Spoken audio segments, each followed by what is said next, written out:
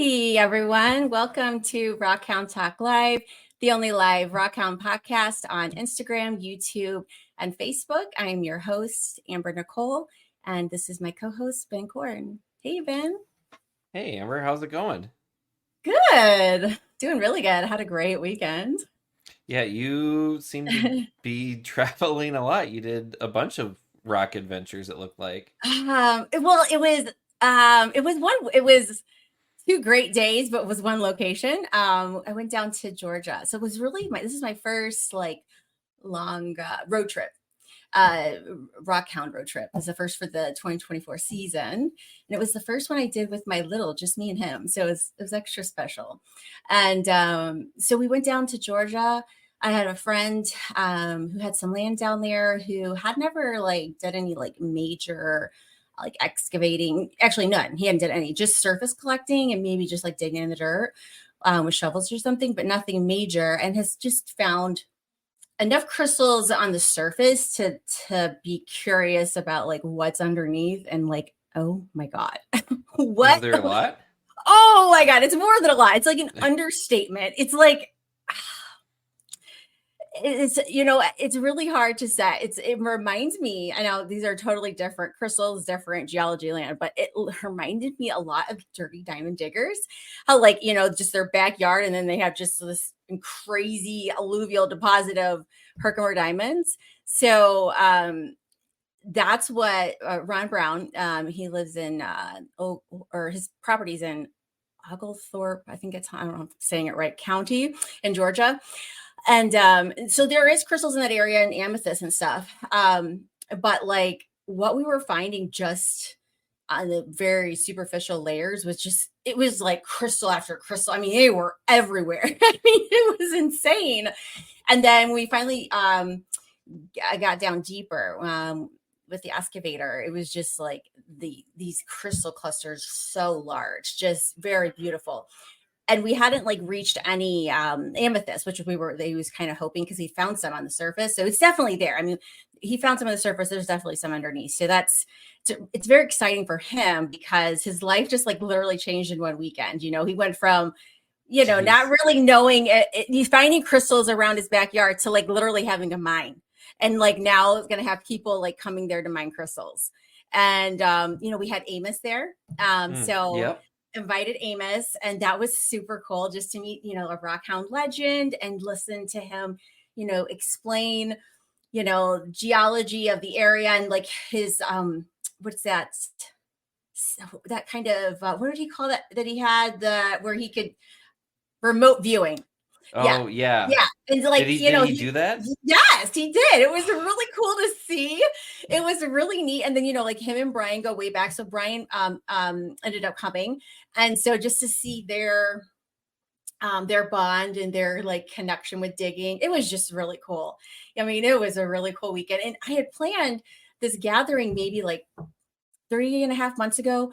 And it wasn't, first of all, we didn't even think we were going to find a bunch of crystals. We just thought we would just walk around the property and just find stuff and just hang out as a gathering. And then to turn into this, it was so cool. I felt so blessed to be there.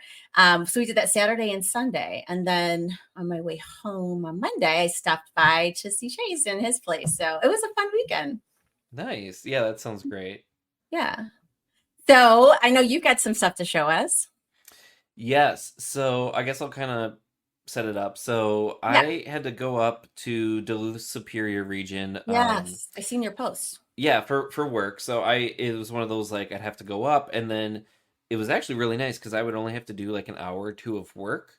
So it's I drive all the way up there, a couple hours of work, and then I would have time to do whatever, go home, whatever. So I decided a couple times to stay up there. So I actually met up with someone the first day up there, Mhm. and we went on Another rock hound. yes, Oh, yeah. okay.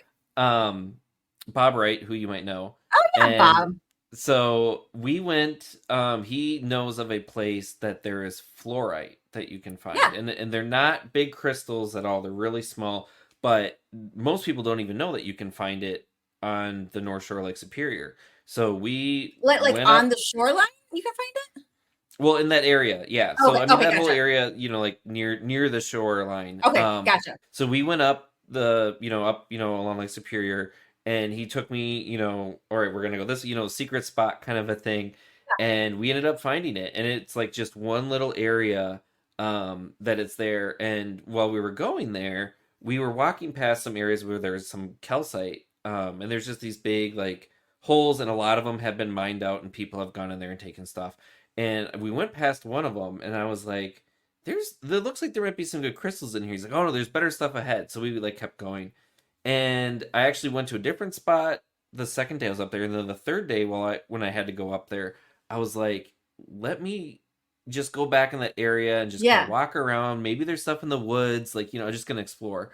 Um, so I walked back. Let me see. So this was the hole. I had started mining away some stuff at the time. And there's actually in the bottom left hand corner is like a plate that I was like working So on to get out. real quick, so is this like kind of explain that this kind of area here is this like a big boulder? Like what are we looking at like Yeah, here? so this is like a cliff face. Oh, So cliff. there's a Okay, there lot you go. of so this is part of the North Shore volcanic system, I think it's called. So this is all old volcanic rock from the failed rift system of Lake Superior. So like So and it's rhyolite? actually yeah. So there's rhyolite. There's also a bunch of basalt. Okay. A lot of this is like the host rock for the Lake Superior agates that people find. But you can find other stuff. It's really interesting because there's actually some parts of it you can actually kind of match with like the Upper Peninsula of Michigan because it was like a rift system. So some of Yeah. it was kind of the same. But this was the pocket that I found, and I mean, this took me 3 hours of pounding hard rock to get into this And pocket and get you crystals. probably didn't have like the right tools that you probably needed for that. You probably would have chosen different tools, right? Because you probably No, weren't I thinking. Oh, no, okay. I kind of knew like what to maybe expect. So I had like a Okay. chisel and a mini Okay, good. sledge, and like I Okay, you kind of got a knew mini what was sledge. going Okay, on. yeah, because I'm the one that's notorious where I just always have my geo hammer, and I'll Oh yeah. find something like that, and I'll only have a geo hammer, and I'm like, oh my god, like it never fails. I just need to carry the little sledge with me, so that's good. Yeah. You were prepared. Yeah. The only thing that I wasn't prepared for was I did not think I was gonna find this much. So I didn't have like I had to take my sweatshirt off to like wrap up some of the crystals, and not all of them I could wrap up. So trying to get back to the car, some of them got damaged. But so this was like the hole, and I started excavating away, and then these are All some of the right, crystals.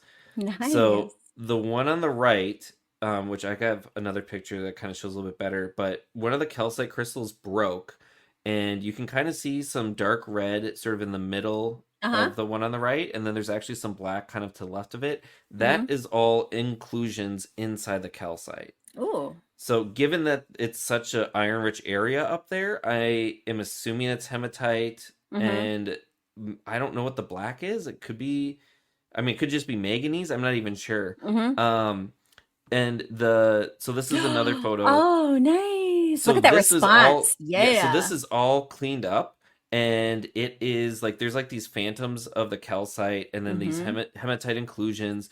It's really interesting. I was reading up about the area, and they were saying that, I mean, some of these rocks are 1 billion years old. So they've Wow. had multiple like events of calcite formation in some of these pockets, and so these are like different events that have Yeah, just yeah, built yeah. on top of it. So it's really interesting. So, and then the photo on the right, it was actually from a different pocket, but in the same area that I had already taken some photos of. But it's got a really great UV response. All of Yeah, it these I pulled out of does. this pocket have the red color. So Um, the white is, oh, I know what the white is. That's probably the part that was exposed to light, the calcite that was exposed to light.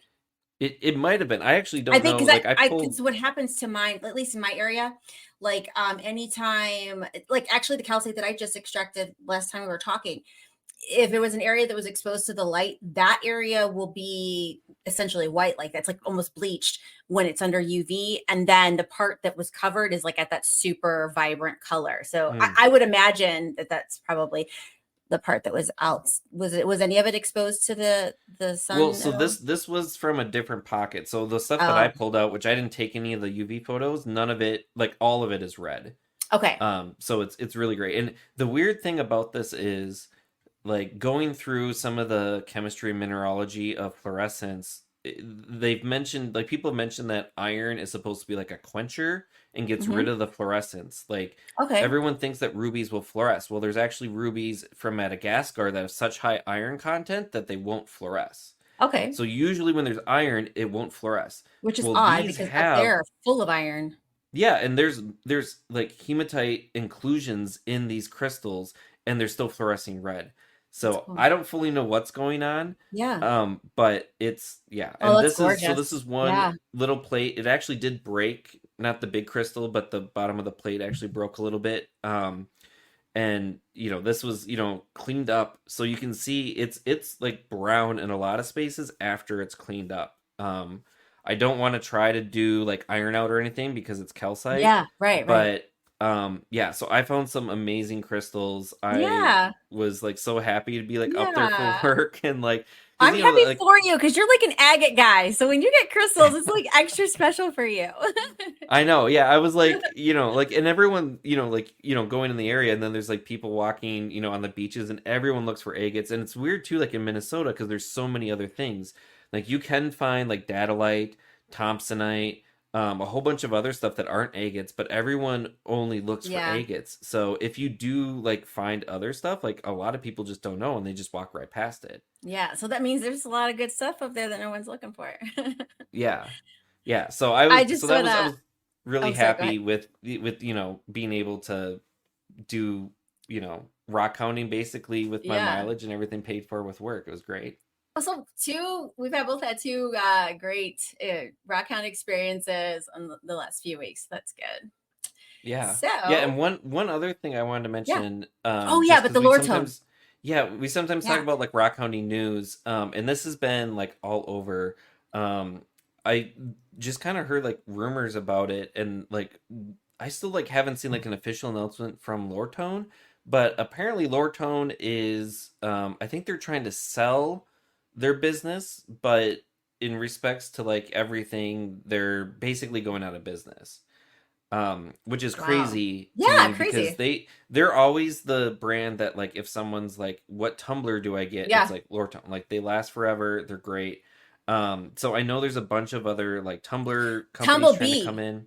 Is it Tumblebee's kind of one that's kind of peeking up there, right?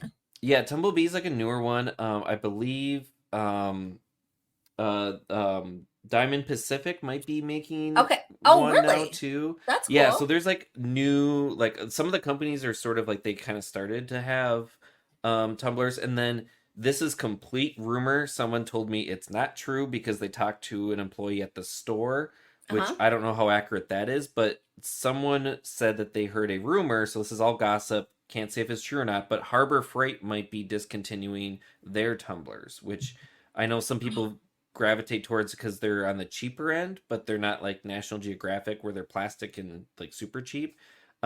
So don't know if that's true or not. The person that I heard it from said they tried to get more information, but couldn't Hmm. find any actual information. So Hmm. there might be some big kind of shakeup in the Well, publishing or this world. is an opportunity for somebody to create, mass produce and create, a tumbler. It would be great if a rockhound could come up with something really great and get that going. It's an opportunity for someone out there. So Yeah, could yeah, be and that. there's a bunch of stuff right now. It seems like kind of post COVID. Like, I know of someone actually in Minnesota that's looking to sell a rock shop. And I saw an ad in like Rock and Gem that there's someone, I think, in Canada that is trying to sell like a full rock shop, like the building, the inventory, everything. So like, it just seems like it's just like this time where like people are either like, I'm gonna retire and take a break, or people are like, I'm gonna like do something, and like, they've got momentum, and they're gonna, pick up something, or start something cool. So A lot of um changes.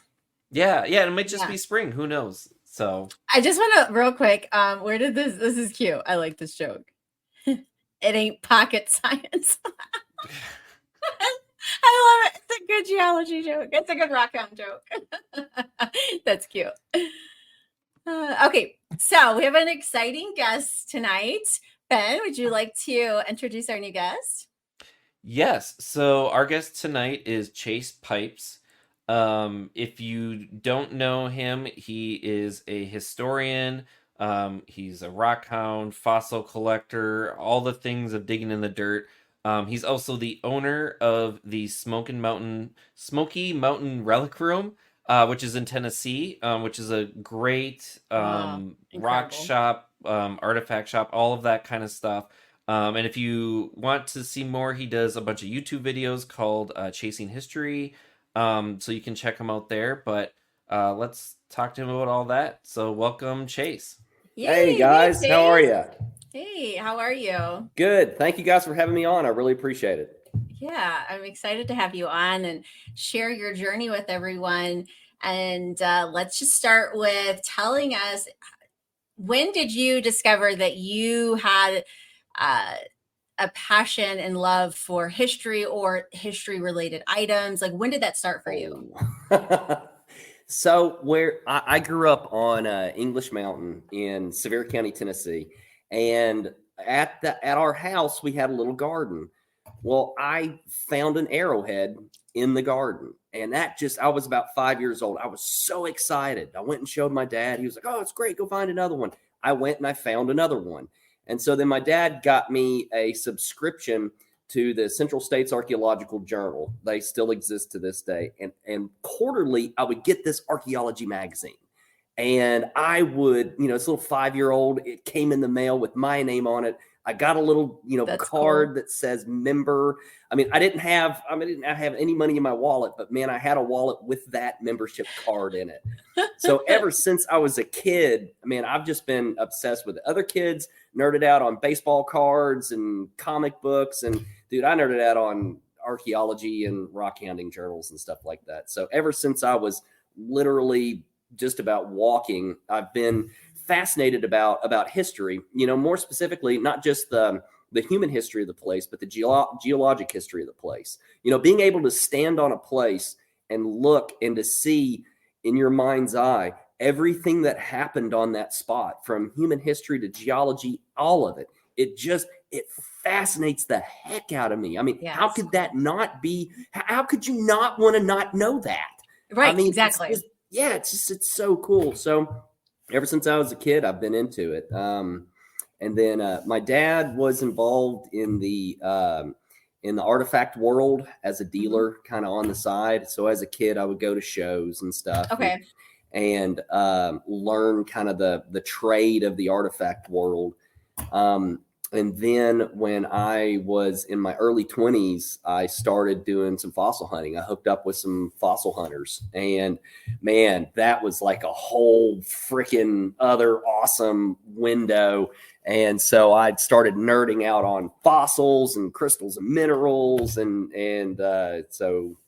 built the relic room and everything in between. But it all starts from when I was a little kid finding an arrowhead. And that's why it's so important for people to go out and actually find stuff, because Right. that's what it gets you. Having the thing in your hand and finding it yourself, that's what inspires you. That's what Yeah. gets you excited about history in the past, whether it's geology or archaeology. Finding Right. that thing is so important. And It what's really wild is. is here in the United States, we're kind of one of the last bastions of citizens who can go out and collect stuff, because in a lot of countries you cannot collect fossils.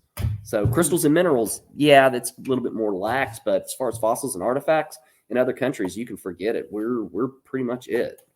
So So Wow. I've got a question kind of going back because I think I read so your dad was selling artifacts and then he was doing something with knives like kind of on the side. yeah, so Smoky Mountain Knife Works is our family business. Dad started that out. He actually started that business out of what was the infant relic room back in the 70s. So the knives did better than the artifacts did. So he shelved the relic room business. And when we built on the new addition to our store in 2008, we took that relic business and gave it a storefront for the first time in 30 years. And so I oversaw and managed that storefront. The only thing that we had at that time was a few military artifacts and some prehistoric artifacts. That's it. We maybe a couple fossils. And so that's when I started hooking up with, guys, that people that make a living rockhounding, or people that make a living digging dinosaurs, or people that make a living metal detecting for artifacts. I would hook up with all of these different people in all these different communities. And if I saw something interesting, I'd either stuff I was finding or stuff they were finding, I would purchase, and we would add it to the relic room. And eventually it grew and grew and grew. And then a couple of years ago, I bought the business from him. So yeah, that's where it started. So the Knife Works is within our family business. My younger brother actually runs it now. So And just so people know, this isn't like a small store. You've got like waterfalls. I think it's like 110,000 square feet or something like that. yeah, somebody should stop us. They're not stopping us. It's like so we've always been history minded. I mean, my dad was, he started out in the artifact world long before he ever did the knives. So he had a history mindset. So when we built the Knife Works originally, we put, stuffed animals and only crazy exotic species, and these really cool history displays and just all this neat stuff on the wall that was just to look at, not for sale. And then you can look at the stuff on the wall, but if you want to shop, you can shop also. And so, yeah, right now the store is 110,000 square feet. It encompasses 3 different businesses. So you've got the Knife Works, then you've got Smoky Mountain Guns and Ammo, which is my little brother's business, and then you've got Smoky Mountain Relic Room, which is mine. And so they're all kind of 3 under that roof. But yeah, it's not all. Yeah, there's 2 waterfalls, 2 creeks running through it. There's displays everywhere. It's a freaking madhouse, man. And then you've got the Relic Room and all of its diversity. It's like I said, man, nobody's stopping us. It's like, we think it's cool, we're gonna do it and put it in the shop. Either it's like those the crystal the 2 Amethyst Cathedral entrance. A buddy of mine, Richard, who digs for amethyst down in Brazil, that's what he does. He had this giant freaking pair. And I was at Tucson, and he offered it to me for a stupid cheap price. I'm not going to say what, but it was dumb how cheap it was. And so I was like, well, if I get it, I can't ever sell it because I can't put it in anybody's car. They're 15 feet tall. Yeah, so it's like, well, I guess I'll get it and put it on display. So that's a lot. That's how a lot of the neat stuff that's in the shop gets in there. It's just, man, I think people would really enjoy seeing that. And so, and where else are they going to see something like that, like in person? Like that's really cool, just to be like, you didn't see it online, like you got to see it in person. Like it totally resonates differently. Like I had never seen anything like that until I got there, and then it's just like, oh, this is cool. It's even cooler. Yeah, well, I mean, that's what it is. It's a total experience. It's like I said, it's kind of it's a museum that you can come in and look around, or it's a museum that you can buy from. And so so we build the Relic Room as the largest diversity of history for sale anywhere in North America. And we can't find another store that has the diversity that we have. Because we have everything in geologic history going back to, literally the oldest fossil that ever actually, it was until like last year. I think last year it got dethroned, but it's literally the oldest fossil known to science. Buddy of mine, Tom Capitana from Crystal World, he lobbied the Australian government for like 20 years to be allowed to collect this for sale for the public. And the government allowed him to go to this site, North Pole Dome in Australia, collect a handful of it. He was only allowed to do it one time. And we bought some of those fossils. So it's literally the microbial mat, the single cell bacteria that all life sprang from. This is that fossil. And so we start there. We got some for sale. So we start at the beginning of life and go all the way up. And go all the way up to the Cold War. We've got Cold War military artifacts. We had some Iraq War military artifacts once, some soldier bringbacks. So, and everything in between, Roman, Viking, Celtic, all your famous cultures, prehistoric Stone Age cultures going back to the early man stuff, the tools that were made by Homo neanderthalis, Homo habilis, early Homo erectus, early Homo sapien, the tools that were made by species of humans that, are extinct, but made tools. We have their tools. You can, for no joke, for $20, you can pick up a tool made by a species of human that's extinct. The hand axes. That is so crazy. I just, the fact, you mentioned that when I did a tour this week with you, is that like how important it is to you that people learn and appreciate history. And part of that is being able to like, we'll talk about ownership and your view on that. But to be able to afford to have something like that, because in most places to have something like that would be an astronomical amount. So I think that is awesome. And I to think that you have that kind of model is just I can't even put words on it, to think that way. The thing the truth of the matter is that artifacts aren't rare. Crystals and minerals are not rare. Fossils are not rare. This stuff isn't rare.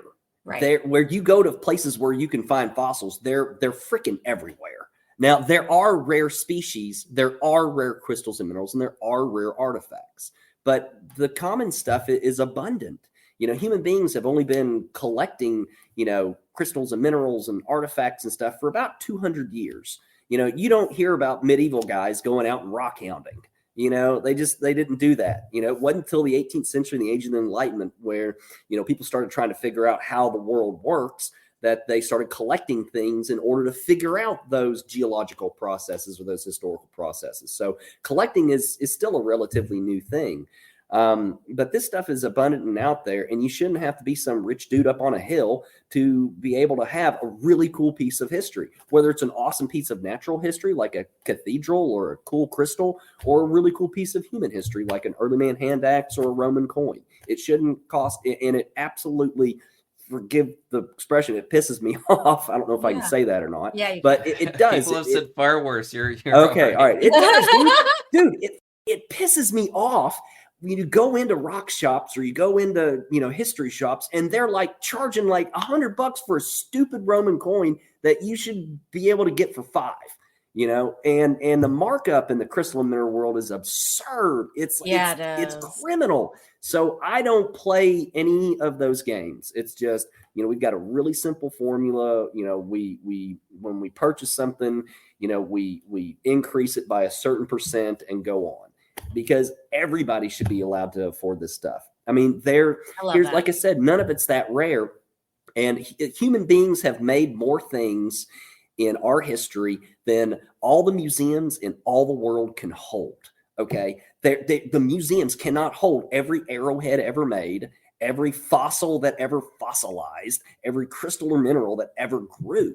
So it's up to the public to take care of this stuff. And when you purchase something, you're paying for the right to have the responsibility to take care of it. You don't own it because you're going to die, but it's still going to be here, and it's still going to, carry on. And its job is to tell us the story of the history that it witnessed. So when you pick up something, you're paying for that responsibility to take care of it and to ensure it's path down the generations.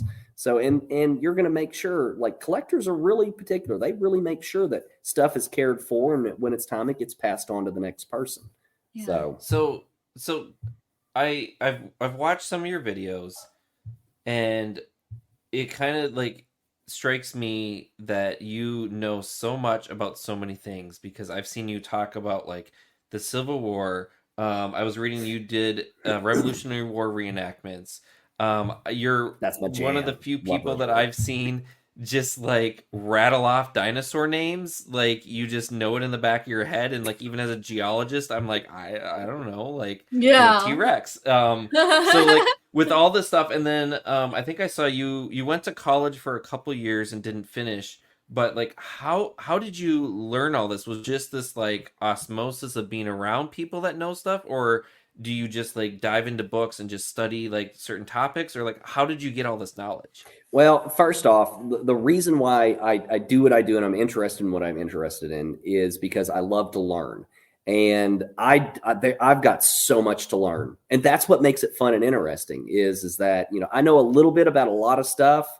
but I still have so much to learn. And I love surrounding myself with people who are experts in those specific fields, because then I can sit down and nerd out with them and just ask a billion questions and continue to learn. But I went to college. I wanted to be a college level history professor. That's what I wanted to do. But math, I can't do math. My brain does not work that way. It's like, I'm sorry. And I literally could not pass the math classes. I tried so hard for like 2 years and it wasn't happening. So I dropped out and went to work, with my family in the business. And then the Relic Room popped up and went that direction. So, but my thing is I'm interested in everything. I want to know everything. I want to learn about everything. It's like the paranormal is a big interest of mine because I see it as an emerging science. So there's so much to learn about this world and this universe, and history is a great place to look. So I find something that I'm interested in, and I dive in. I read everything I can get my hands on. I listen to every documentary, every book I can get my hands on. And then I go out and I meet the people who focus in that field, and I talk with them. I nerd out with them. I'll go out and I'll dig with them, and I'll just learn as much as I can. You don't have to go to college in order to learn. And because you're out of high school doesn't mean you get to stop learning. That's what makes humanity awesome, is because we can just learn for the rest of our lives. And it's so cool. And we can learn brand new things for the rest of our lives. And it's so cool. And so I nerd out on learning. And I'm I'm so fortunate and so blessed to have met and call friends some of the greatest, some of the smartest people in these fields. I have got some incredible friends that are patient with me, that take their time to educate me. They're pro-education. A lot of them I've interviewed on my YouTube channel, and they're passionate about it as well because they love to share the knowledge. And so I'm really blessed to have met some awesome, awesome people along the way. Yeah, that's great. I don't think your enthusiasm and passion is so infectious. Like, you could literally turn somebody who doesn't care a lick about history and make them like it. I couldn't imagine somebody not listening to you and not liking history at whatever aspect. Well, that's what I'm here for. That's what I think I'm put on this earth to do. I'm here to get people excited about the past. Humanity uses tools like science and medicine and religion and government to better, humanity. But the one tool we don't use is history. Now, just imagine. So mathematically, neither of you will go through a situation in your life that hasn't already happened to somebody else, no matter what the situation is. There's been too many humans living too many lives. So imagine if you had a resource where you can type in, I'm fighting with my wife or whatever today, we're having this problem. And there's 100 examples of how people succeeded or how people screwed it up. And you can learn what to do and what not to do. That's what history is. But you're not going to get people, to think that way, to use history as a tool if they're not interested in it. And the problem is our educational system. What I'd love to do with the latter part of my life is help to revamp the entire American educational system because it's broken. And history is a great example why. So history in our current educational standard, you have to be able to test people on their knowledge. That's how we know people are learning, is testing on their knowledge. Well, the way that we do test is a written form, questions A, B, C, D. So then, all right, you've got a story. So you have to teach a story in a way that it can then be tested. And so that leads to learning names and dates, and it removes the story from history. So what I will try to do is bring the story back to it. Because, dude, Game of Thrones ain't got nothing on stuff that's actually freaking happened in human history. Dude, some stuff it's real things that have happened. And I think that, if I can just get people to think differently about history, then they'll be interested in it. And if they're interested in it, then they'll learn from it. And also, So how do you make the planet a better place? So, well, it's everybody taking care of the planet. That's going to do it. So how do you make people want to take care of the planet? Well, you get people excited about the history of their area. If people know the history of their hometown, they understand that story, that past, then they're going to love it. If they love it, they're going to want to take care of it. And if they take care of it, they're going to see that it doesn't get overdeveloped, that it doesn't get polluted, that it gets taken care of. And it all starts with history. So I think that history can be one of these tools, like science and medicine and religion and government, that humanity uses to better ourselves. I see history as one of these tools that we're just not using. It's like we're trying to build a house with a rock, and we've got this awesome hammer sitting there. And I'm saying, pick up the freaking hammer. It's a good hammer, and it'll teach you to not mess up. So right. I mean, if you think about it like that, really, we really don't use history as a tool at all. No. Yeah. And that's secretly, that's everything that I'm trying to do is like, that's it. I'm trying to use what I have in order to get people excited about history. So through my store, I'm trying to offer people artifacts and fossils and minerals and meteorites and get them into their hands. Well, how can I do that? Make it as affordable as possible. My hope is when they pick that stuff up, then they'll get excited about whatever they want to nerd out on, and they'll start that journey to be interested in history. And then I can go and I can, the Relic Room, it really is the funding for chasing history, and I can go do what I want to do, and that's dig stuff up and teach people about it. And then that way I can teach people about history in the past and get them excited about it, and hopefully that'll make the world a better place. So it's not, I know we talked a lot about, the business and commercial stuff at the beginning of this, but that's not really what I'm all about. What I'm all about is trying to get people interested in history in order to make this a better place to live on, because I think that each one of us has something to contribute towards that end. And this is just what I have that I can contribute. So, yeah. Yeah. So with kind of that too, I know you've sent some photos that really show this. So I want to start going through some of the photos, because I feel like you're going to have just a ton of just stories and just things. Yeah, because he's chased freaking pipes. Of course he's got stories. Hold on one second. This one down here is one of my favorites with a chick in the background. So, all right, check this out. She's given, so this is back in April. This is with my buddy, Andreas Kerner. He's German, living in America.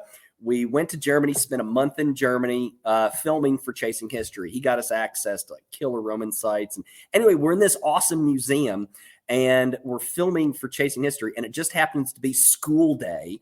And so we're now bombarded with all these classes, and then this French class walks in. It's like, why? And they are just being loud and noisy and blah, blah, blah. And so I was like, dude, take a picture of me just annoyed as hell over these damn school kids. And so I did that. And then later that night, I was looking at the pictures. I was like, that fucking chick is thumbs up. What the hell? Oh my God, that's great. So that's one of my favorites. The ones cute. Up above that's my buddy, Johnny Isa. Johnny's one of the owners of the Quarite Ammonite mine. This past summer, he invited Isaac and I up. That's my son in the middle, Isaac.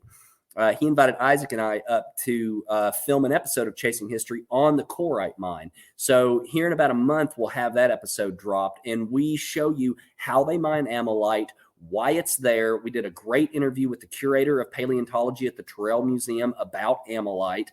And so we're actually going back this summer to do an interview with the chief of the Canadian Blackfeet about ammonite, because to the Canadian Blackfeet, it's the buffalo stone. It's a very sacred stone. So we're going to get that aspect, of it as well. So that's what we're doing up there. And then the one where I'm holding the ammonite, if you see all those little holes in it, those are mosasaur bite marks. Whoa, so really? Yes. So they'll That's cool. find. So on the ammonite, real quick, this is a very concentrated find. Like, it's only in this one spot. What they think is this was a breeding area, and they think that mosasaurs kind of knew that these ammonites would congregate there. Those are ammonites. They're marine cephalopods, kind of like a nautilus. So anyway, what they would do is that mosasaurs, they figured, would bite holes into the gas chambers that would cause them to sink, and then they would swim down and would have a little snack. So that's what they think is going on there. So occasionally Cool. they'll find these amylites with bite marks in them, and that's one with bite marks in it.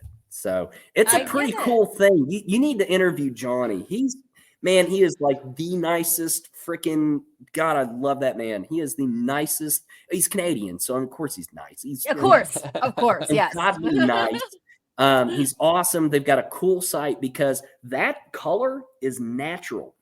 Yeah. And reason why it's just this one spot on the planet that causes that. And so this is found kind of in a valley. And so what they think, what happened is when the glaciers came down, it put 15 miles of ice on top of this fossil bed. And it created so much pressure that it rearranged the atomic structure. There was so much pressure. It changed the atomic structure of the shell to reflect the entirety of the light spectrum. And that's what gives it the colors. That's why this side is the only one that has it, because of that intense pressure.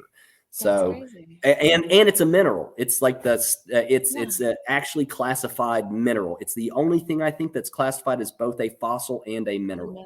Yeah. So I'm trying to think of the name of the mineral that it actually is. I think it starts with an R. Anyway, but yeah, it's a cool thing. So that's those pictures. Okay.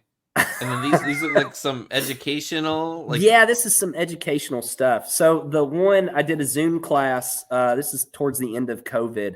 I do a lot of talks for schools and classes. So I love doing seminars and stuff like that. So this was a seminar for a middle school in Middle Tennessee.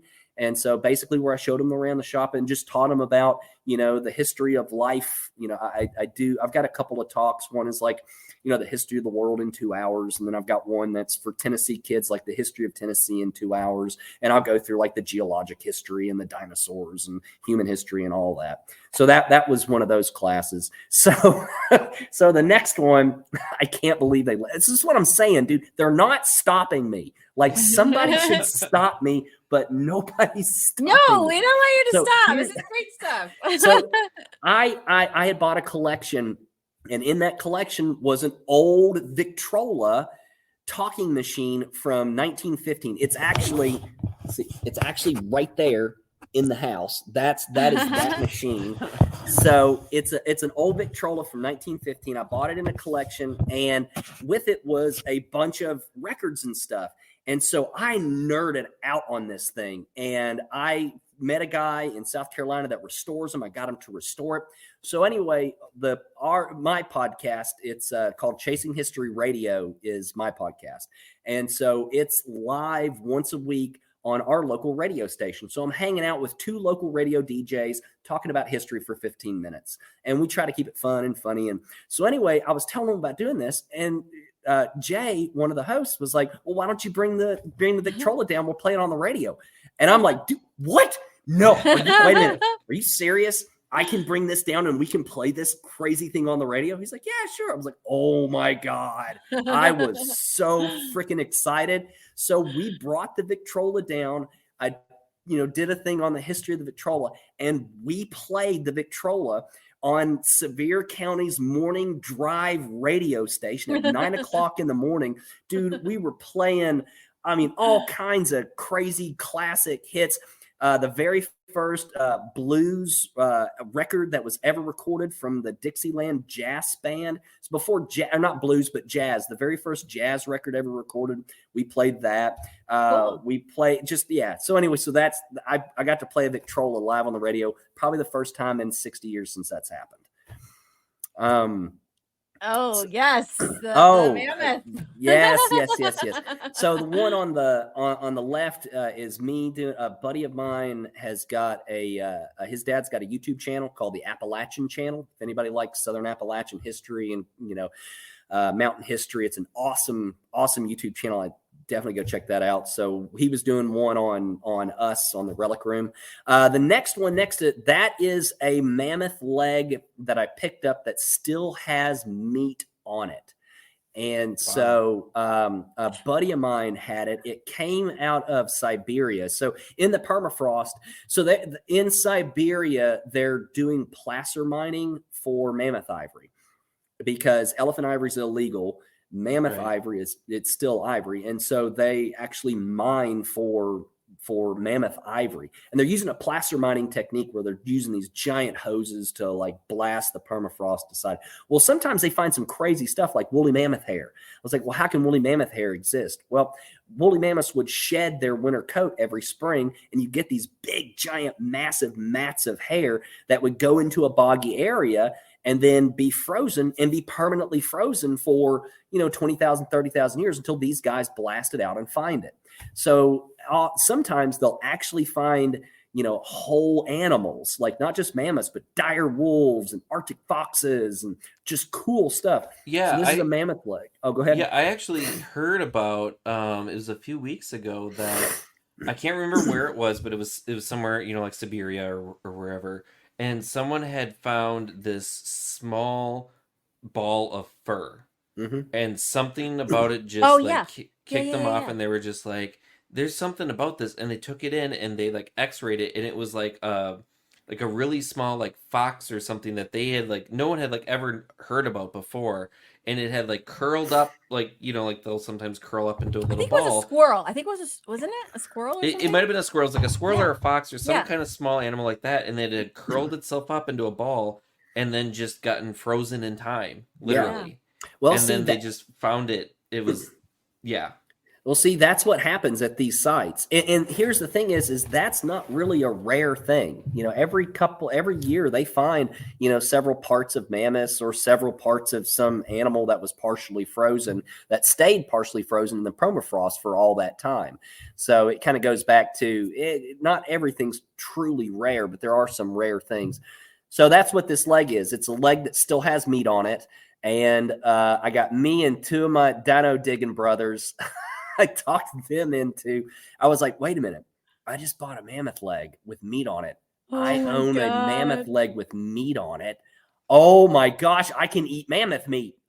Oh my God, literally. I talked my two buddies into doing it. We filmed it. It's on our TikTok channel. Just go to Smoky Mountain Relic Room TikTok. You can see that. It's on our YouTube channel, Smoky Mountain Relic Room on YouTube. And we ate mammoth meat, like not a little piece, like we each got big pieces. It tasted terrible.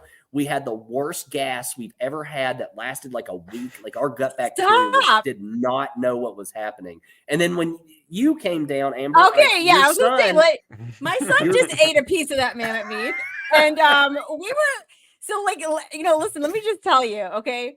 So when he superpowers. So when we did it, I said, "You weren't scared?" He goes, "Well, I figured if he offered it to me, it wouldn't hurt me." And I was like, "That's fair." And so he starts Googling, right? I said, "Honey, there's no evidence, there's no research on eating mammoth meat because we don't eat mammoth meat." And so he's like, "You think I'm gonna be okay?" I go, "I think you're gonna be okay." but it's good to know that you had a lot of bad gas, so that if he does experience that, like I'll be like, "Oh, it's just part of the process." Yeah, it's just part of the process.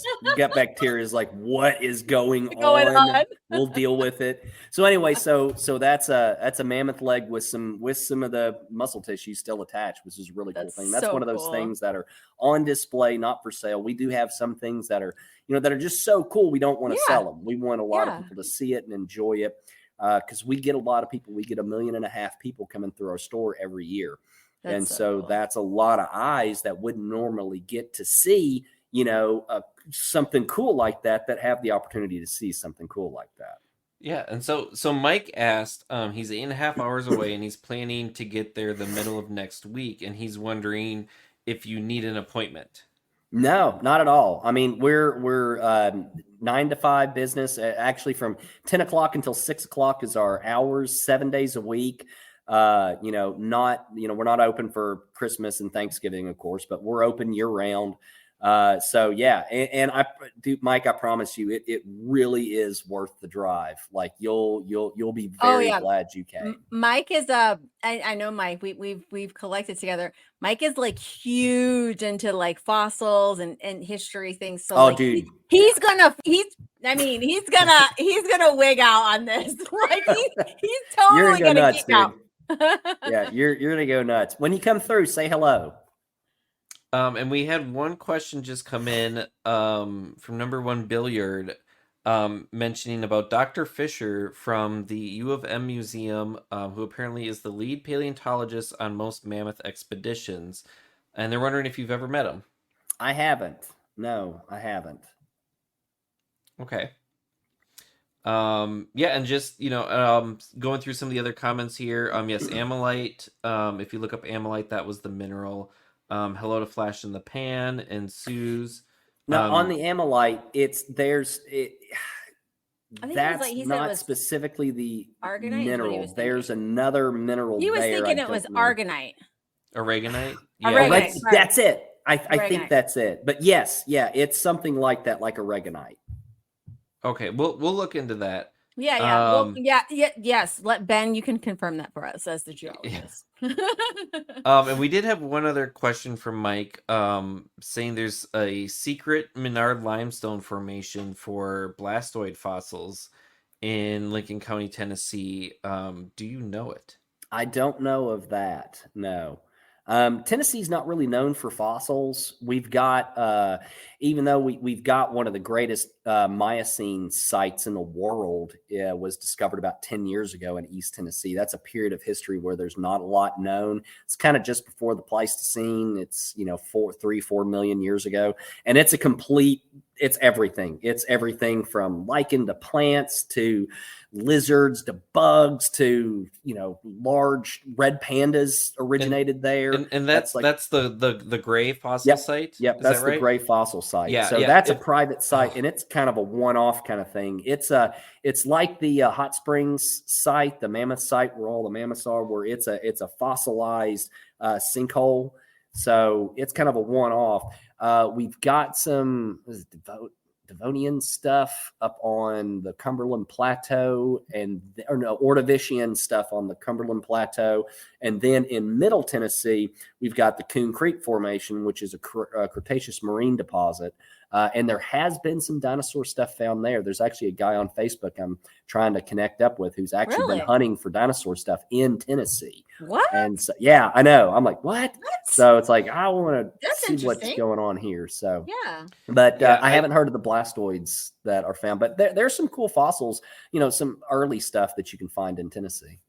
I will say, if anyone is ever in the area, the Gray Fossil Site is really cool. And it's similar to the Mammoth Dig Site, where they were doing construction. They were trying to build an area for the road, either expanding it or something like that. And some, construction guys hit some fossils, and they were like, something doesn't look right, whatever. And they got people involved, and more people looked at it. And you go through it, and they're like, yeah, we found the big land sloths that are 13 feet tall, and cave bears, and all these prehistoric rhino type things that were living in North America, and these red pandas, and it's not just they found red pandas. Yeah, red pandas originated in East Tennessee. Yeah, which is so awesome. They're cute little ones. Yeah, they're like raccoons. Wait, they're not. How come they're in Asia now? Oh no, that we pissed everybody off. Yeah. Wait a minute. I did not know this. This is cool. Oh, yeah. Red pandas are from Tennessee. Yeah, that's their big claim to fame, because it's the earliest red panda that's ever been found. Wait. So why doesn't Tennessee why isn't that one of their mascots or something? That's cool. Well, it's on the U-Haul bus. Occasionally you'll see the U-Haul trucks with the gray with a red panda on it. It's that's so cool. Know? I never knew that. The thing is it's a one-off site, so it's not like we've got a major deposit. It's just it's a sinkhole, and it's like Ben was saying, it's like the Hot Springs Mammoth site, where you've got a fossilized water column. So basically, you've got an old sinkhole that dried up. Everything fell in. It dried up as the millennia went. The hills around it eroded away, leaving this water column intact as a hill. And when they cut a road through it, they whacked into all these fossils and brought the state in. And they were like, what? This is what? And it just blew away, because it's from a period that scientifically we don't have a lot of sites from, or anywhere in the world. When did they learn all this? How long ago? Oh, I think they found it around 15 years ago. Okay, so it's fairly new. Okay. Yeah, it's fairly recent. And they do, you can help volunteer. I know they were looking for volunteers to because what'll happen is they'll go through and they'll dig out some of the big fossils, but they'll keep the dirt, and volunteers can come and help them like sieve through the dirt and find like the microfossils, which are important because Micros you are find so out a much lot fun. more about the environments and things. But kind of going back to the thing about like certain things aren't rare or people think that they're super uncommon. If you go through like the Gray Fossil site, they'll even mention like they have found like 13 of these like old like horse like looking things and a whole bunch of like other like they'll have like really cool Papers. ones on display, but they have so many fossils. Yeah. And they've got really cool windows into the prep labs. And like yes, the if you're in the area, that's what Okay, I did. that's I had to go to cool. Bristol for work, and I busted my ass and finished early. And I was like, where am I gonna go? I was like, all right, I'll go see the Dolly Parton statue and like what else? I was like, oh, the relic room. Like there's a cool rock shop near there.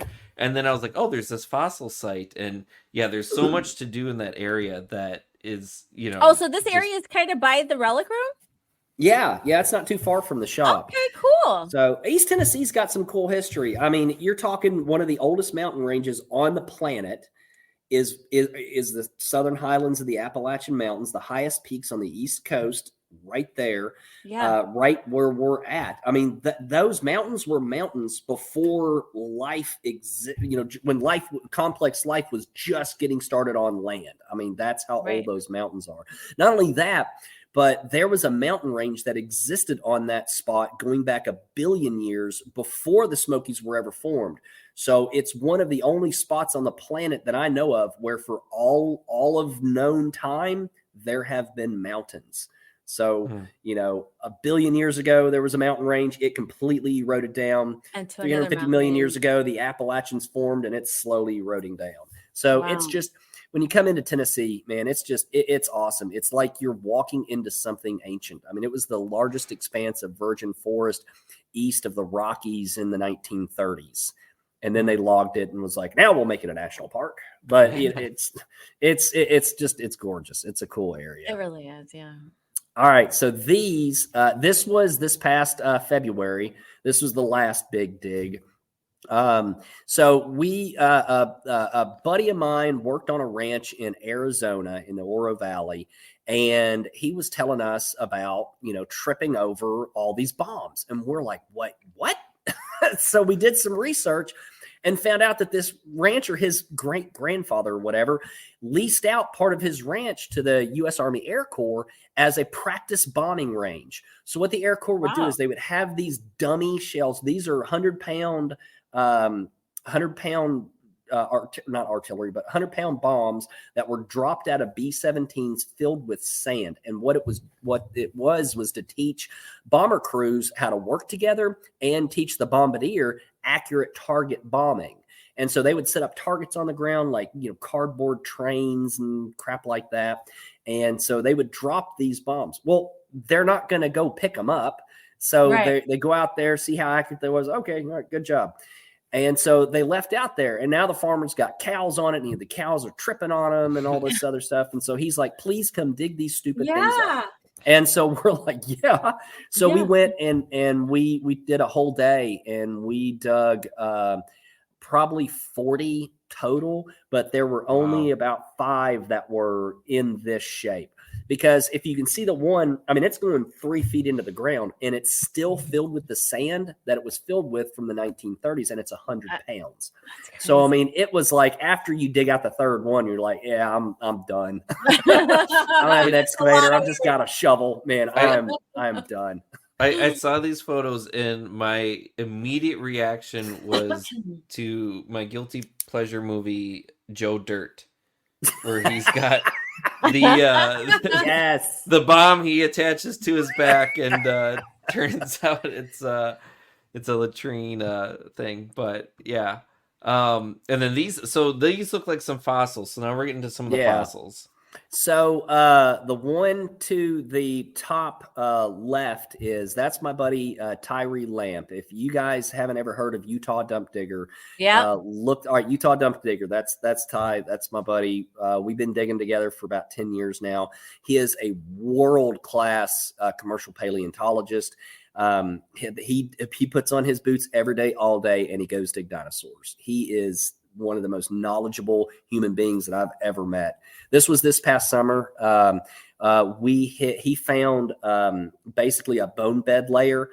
It was probably part of either the curve of a river or a sandbar, more than likely a sandbar, where a lot of bones collected, a lot of animals collected during the Cretaceous. So we're digging out some, we thought it was trike when we first started it, but it ended up all being hadrosaur, just a pile of hadrosaur limbs, basically. And so we're digging that out there. But yeah, if anybody, Utah Dump Digger, look them up on Facebook, follow them. They are super, super awesome people. And you know, Ty's every day, all day, puts on his boots, goes and dig dinosaurs, and super knowledgeable.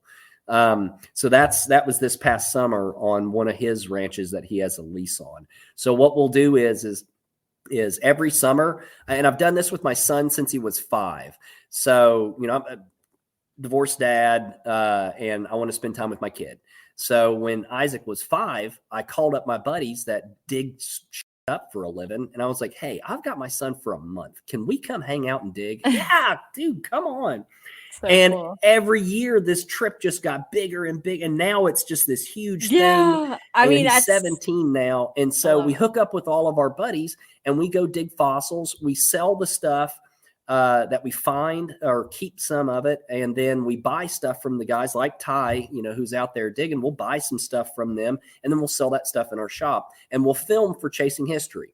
So it's a great opportunity to get some good, you know, educational documentary on how dinosaurs are found. And guys like Ty, Eamon Yeager's another buddy of mine, were that's the one in the middle. That's on, I think that's on one of Eamon's sites. Yeah, I think so.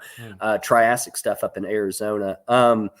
But we'll hang out with these guys, and you know, we'll do a documentary on how dinosaurs are found or how not rare fossils are. Like we did one with Ty where he took us to so the way it is out west is it's really sketchy where it gets to BLM land and private land. All right, let me see if I can explain this so everybody can understand. So what you have is you've got a guy that's got a ranch. All right. 50,000 acres. Within that 50,000 acres are squares of public land. All right. These squares of public land, you can't hunt on, you can't collect on. We use GPS and apps to prevent us from getting on sites that we're not supposed to collect on. We are really, really hardcore on that to make sure we're collecting on spots we're supposed to be collecting on.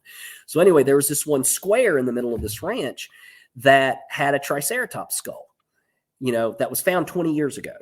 And so all of the appropriate people were notified, hey, there's literally an entire Triceratops skull eroding and turning to dirt. You guys should go dig it. 5 years. Hey, don't forget about this Triceratops skull that's literally laying on the surface. You guys should go get it. 10 years go by. So anyway, 20 years later, there's nothing but bones left. Or pieces, like tiny, tiny, tiny pieces. If you go onto our YouTube channel, you can see that episode, and we show you what happens to fossils when you don't collect them. So, you know, so with guys like Ty and Eamon and other guys we hang out with, we really do a lot of educational stuff to show people the reality of fossils, the reality of the importance of collecting fossils. So it's like we go to a site, we'll pick up every fossil that's exposed, all of it. We'll come back the next year, and it's like we never touched it. It's producing that many fossils. But what's wild is the freeze thaw mechanisms that are in place destroy fossils really, really, really quickly. Like, so if a fossil gets exposed, well, most people think that, okay, that fossil is just it'll be there for 100 years and you can pick it up whenever. No, it'll be there for 6 months. And then it'll be in 1,000 little pieces. And the next 6 months, it'll be turned into dust. And so did a lot of episodes actually showing you guys fossils that are turning into powder and what it takes to save these fossils and get them out of the ground. One shot that we're working on is I want to put a time-lapse camera on a big bone just starting to come on out of the ground. That would be cool. And just let it run and let it turn to dirt, and to show people just how quickly that happens, because it'll blow your mind. So, but anyway, so those pictures were out with those guys digging fossils, hunting stuff and filming for our YouTube channel. So this is another, we're out digging. This is with Eamon Yeager, digging Triassic fossils on his ranch in northern Arizona. So there's not a lot of fossils out there from the Triassic. It's the first dinosaur period.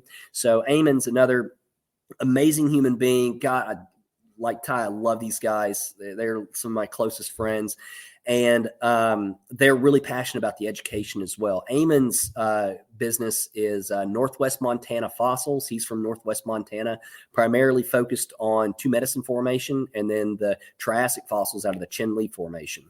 So he's got a great Facebook and Instagram and all that. Northwest Montana Fossils, look them up. They're really, really awesome. So we're on his site hunting for Triassic fossils and filming for our YouTube channel. And so that is, hey, Isaac, woohoo! Buddy Isaac popping in. So that's with Eamon. What's fun about that is that so we're like 2 miles from a vehicle. There are no roads. So I should have sent that one picture. One time we were out hunting. We were so far back on this ranch that we had to like dog sled our finds back because they're like 100-pound plaster jackets. So like, how are we going to get these out? So we came up, we went to the store and bought freaking kids sleds. And then we made like these little ties onto it. It looks like if you were to see some like guys in 1910, like crossing the Arctic, like out Shackleton crossing the Arctic with like these packs dragging the sled. That is exactly what we were doing. That's exactly how we had to get this stuff out of here. So sometimes it's just, man, it's so hard to get some of this stuff out of here. But if we don't collect it, it'll turn to dirt. So that's digging Triassic stuff. It's that's a whole fun thing. And it's in the Painted Desert, and it's some of the most beautiful country that you'll ever be in. The middle picture is me and Isaac from this past summer. We're at, again, Eamon's site. This is a Two Medicine Formation site. This is he's the only one that I know that hunts dinosaurs this way. This is in his quarry, and it's literally hard rock dinosaur hunting. So what most people do when they hunt for dinosaurs, they're looking for bones that are on the surface that are weathering out of a formation where the ground's soft and it's not rock. Well, the Two Medicine is rock. Mm-hmm. And so what he found is what you want to find is you want to find old river channels, old riverbeds, because that's where stuff washes into. Just like, we see on National Geographic, the wildebeest crossing the river. And then you look and they always show a shot of like 100 wildebeest dead piled up at the, in a bend of a river. Well, those same natural processes that happen today happened back then. So in these bends of these rivers, there'll be piles of dinosaurs. And then there'll be piles of the dinosaurs that were eaten on the dinosaurs. So, I mean, it's possible to find these spots where there's so many bones you can't imagine how many bones these are. And so when they find spots like that, they'll actually get heavy equipment, take the topsoil, take the top layers off and open a quarry and actually mine for the fossils. And the picture in the middle, that's in Eamon's mine. He dug down about 50 feet to get to that layer, and he exposes it 20 feet at a time, 20 feet at a season. And we're there with rocks and chisels digging it out. If you go onto our YouTube channel, Chasing History, we've got several episodes actually on that site showing you how to hard rock dinosaur hunt. I mean, it's flat out work, man. But man, the preservation of the fossils out of the Two Medicine is just awesome. I bet, The last picture on the end is Isaac and I from this past summer. This is hunting ammonite. So we're on the banks of the, I can't remember the river in Canada. So we're on the banks of the river there in Canada, right outside the Corite mine with our buddy Johnny Isa. And we're collecting ammonite fossils, how they were originally traditionally collected. So what's neat about the ammonite is that material, when it reacts with oxygen, it starts to degrade. And so the quality of the shimmer and the shine goes away. By mining it, they actually find higher quality fossils with better preservation. And so we're looking for ammonite, but it's not like the really, really, really good stuff. Now, another thing too is that all fossils in Canada belong to the British Crown. Yeah. So we had to get special permission from them to be allowed to collect. And then they had to look at everything that we found. And then they deemed whether we can have it or not. And we actually got a letter from the Crown saying, yes, we bequeath these fossils, Mr. and Mrs. Bibbs. You may have these, a gift from His Royal Majesty, King Edward the Seventh, or whatever it was. So that's where that was. That was really cool. And Johnny was just so awesome to let us come out and do that. That's cool. And I wouldn't be able to do these things without an incredible group of friends. And I am so grateful for my brothers in history that just nerd out on finding this stuff and who love to share the passion, allow me to come dig with them, allow me to film for Chasing History, and hang out with give me and my son an awesome adventure every year. So I did look it up. This is according to Wikipedia. Okay. Ammolite, a little bit of trivia for you here. It was designated as the official gemstone of the city of Lethbridge, Alberta in 2007. In 1981, it was given the official gemstone status. Yep. So before 81, it wasn't even a gemstone or considered.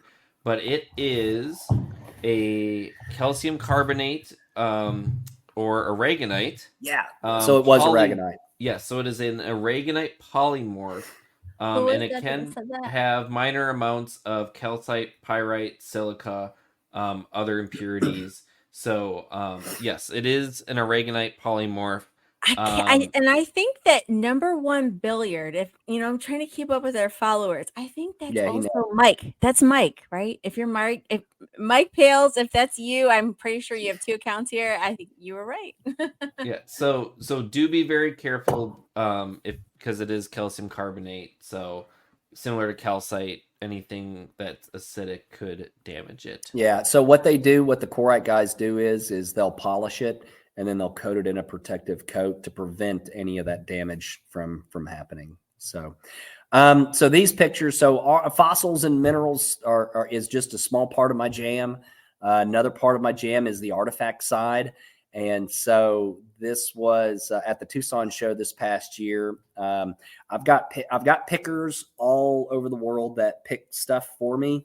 And so this was one of my pickers that I was looking for a group of African spears that I could sell in my shop. And so he had found, over the year, he found a good group of spears for me. And so I bought a good bundle. The spearheads themselves are original.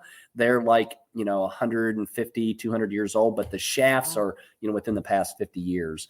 So, wow. That's one of the reasons why we have them. Yeah, that's one of the short period of time that they're using such primitive tools. Oh yeah, well they don't have access to these, during that time. That's the colonial era, so which is the era of pillage and plunder, where European countries are going into primitive parts of the planet and are trying to see what mineral wealth or natural wealth that they can extract from it using local labor.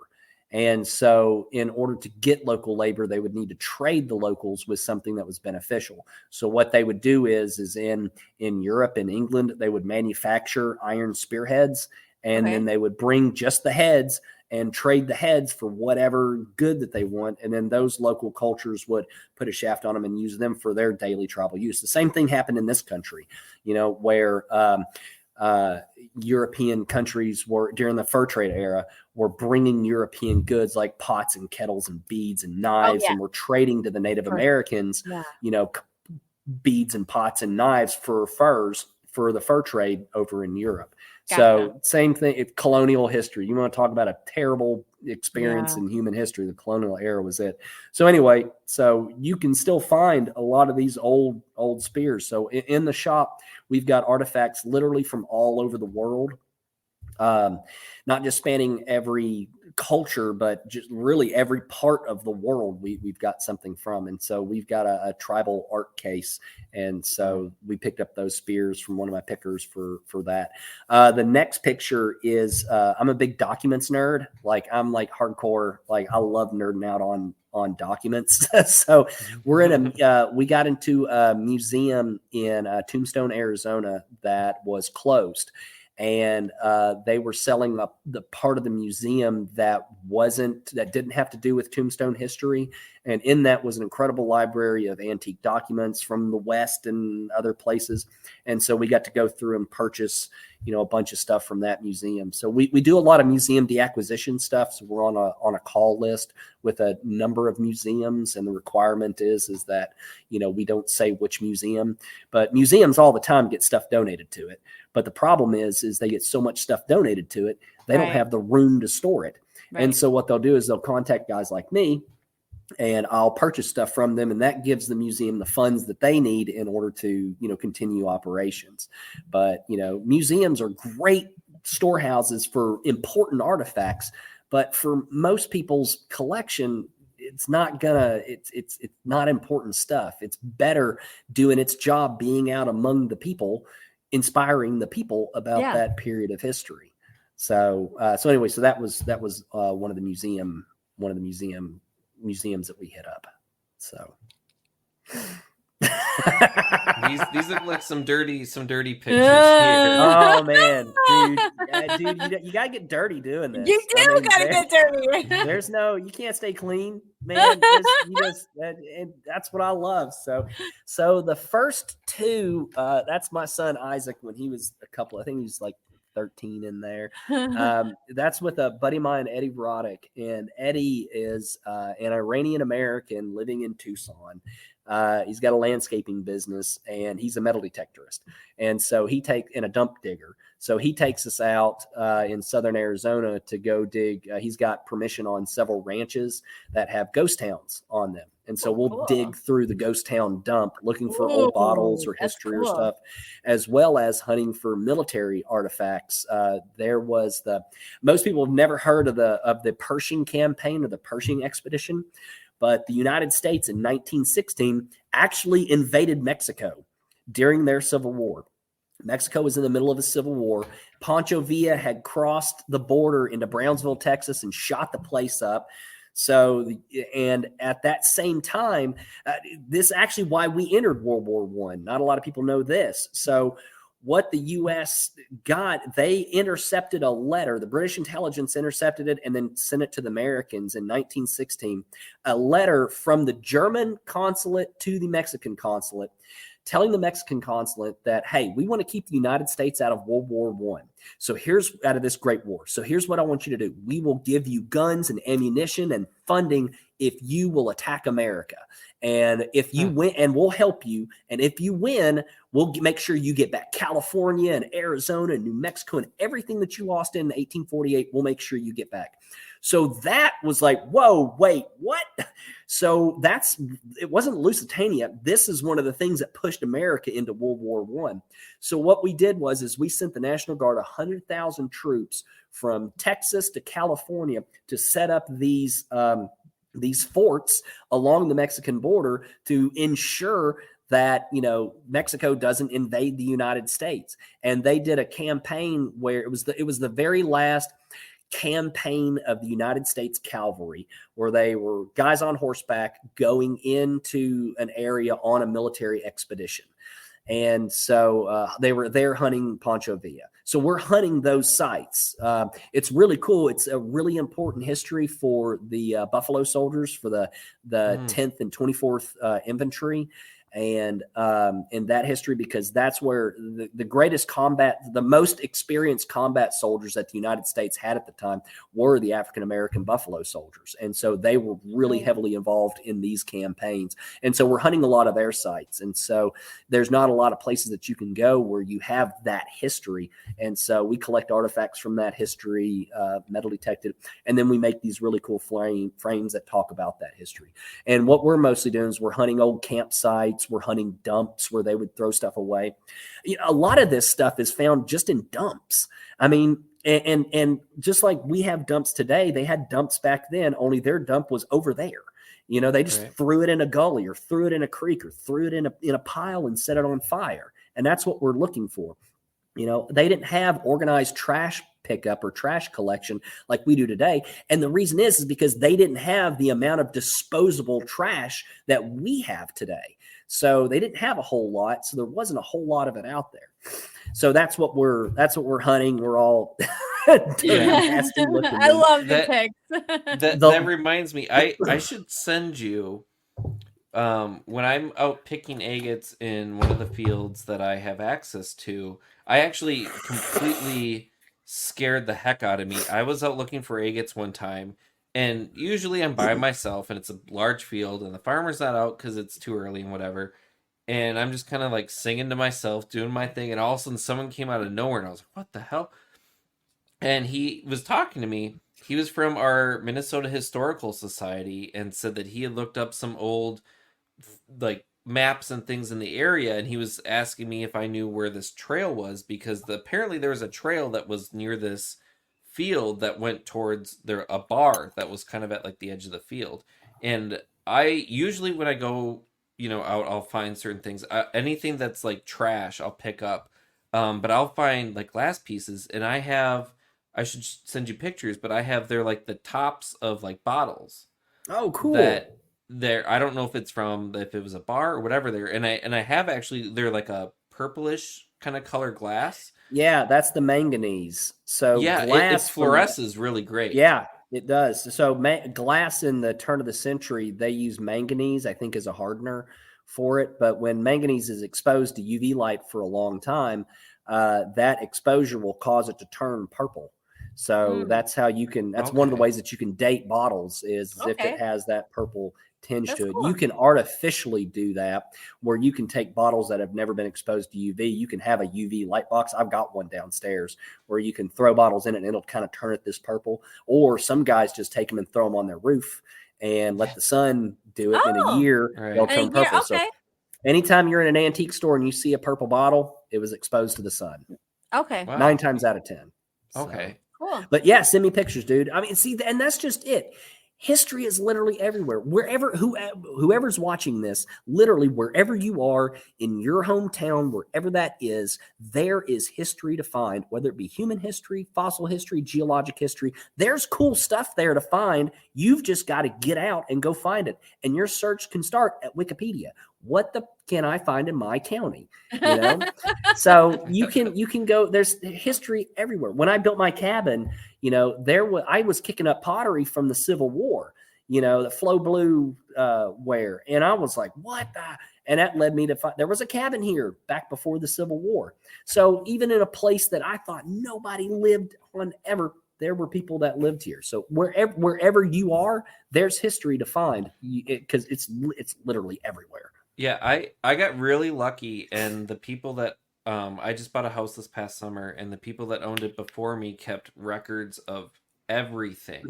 And not just like, 2010 there was a hailstorm and we replaced the roof, but like they kept records all the way back to when like the house was built in the 1960s, and they actually have records of before the house was built, and it was a chicken farm and like all of this stuff. And it's like, oh man, that's so cool. Yeah. And it was like finding that when I was like looking through the house, I was like, wow, like you almost never get that kind of history of like what was there, like all the way back to, before it was built. So yeah, there's so much cool stuff. Do you still live there? Yeah. I just bought the house, the summer. Metal detected. You can find old coins. I mean, even in old houses, man, just think of how much stuff you or your kids have lost in your yard, in your lifetime. All right, now look at a house that's 100 and something years old and imagine how many stupid kids have lost stupid things in that stupid yard for the past however long. So, dude, there's stuff to go find. Like, go metal detect. I love metal detecting around old houses and finding cool stuff because there's always something to find because human beings lost stuff. That's why privies, the last picture that you have that was on that last series. That was us. We were digging. That's the nastiest I've ever been in my entire life. So we were digging in, we had dug a privy and we were digging a cistern. So the technology going back to the Romans and before that human beings implemented in order to have drinking water, bathing water, cooking water, was they would have a setup called a cistern where they would collect the rainwater from the roof into an underground storage container. Well, in the early 1900s, indoor plumbing came along, and cisterns were now outdated technology. They didn't need it.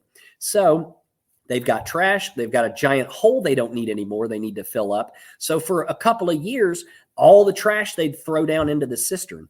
And that was the case with this cistern. It was almost 20 feet deep. It was 8 feet wide. It was huge. But they had thrown batteries down in there, like 400 bottles, old sign. Here, hold on. I'll show you. I'll show you that sign in my kitchen right there came out of that hole, that that velvet tobacco sign. So that came out of that hole. So they would throw all kinds of. By the way, I just want to say, everyone, we're looking at, this is Chase's home. If anyone ever wondered, what does Chase's home look like? Can we go back to the big screen here so we can? Cool that Chase's home is just so like you're living in time. I mean, I like artifacts, so yes, cool. My gardening thing is going on right now. That's my gardening system, and then artifacts and the fireplace, and I wait, like. Wait, go back. Like, look at that. Like, what the heck? Like, are we kidding? So me and this. So I dug all the rock off the farm to build the fireplace, and me and this old African American World War II and Korean War vet built it. That is so cool. It was a really cool experience that we got to have. But I collect too. Like this is my passion. The stuff that I collect are things that, need a little bit extra care. They're things that really should end up in a museum, because like I said at the beginning, this stuff is going to outlive us, and, our job is to take care of it so it can do its thing and tell its story. And there are pieces that I come across that should go in a museum. It's like, I just picked up a piece off of the USS Arizona that it's, as far as I know, it's the only part of the USS Arizona that's been blessed by the U.S. Navy and officially designated as, yes, this is a piece of the USS Arizona in private hands. Wow. So that's something that I'm going to wait until I find a museum and get it into a museum where it needs to belong. And that's true with a lot of the artifacts around my house. That's the stuff I keep and I hold on to, are the things that really should go into a museum. Plus the stuff Isaac and I find, and a lot of that stuff's in there. So, but yeah, I really do like this stuff. So the first picture there, that's me and Eddie and my buddy Andreas Kerner, my German-American buddy. We're out metal detecting a dump. We're standing on an old highway that's now defunct, and metal detecting an old ghost town site.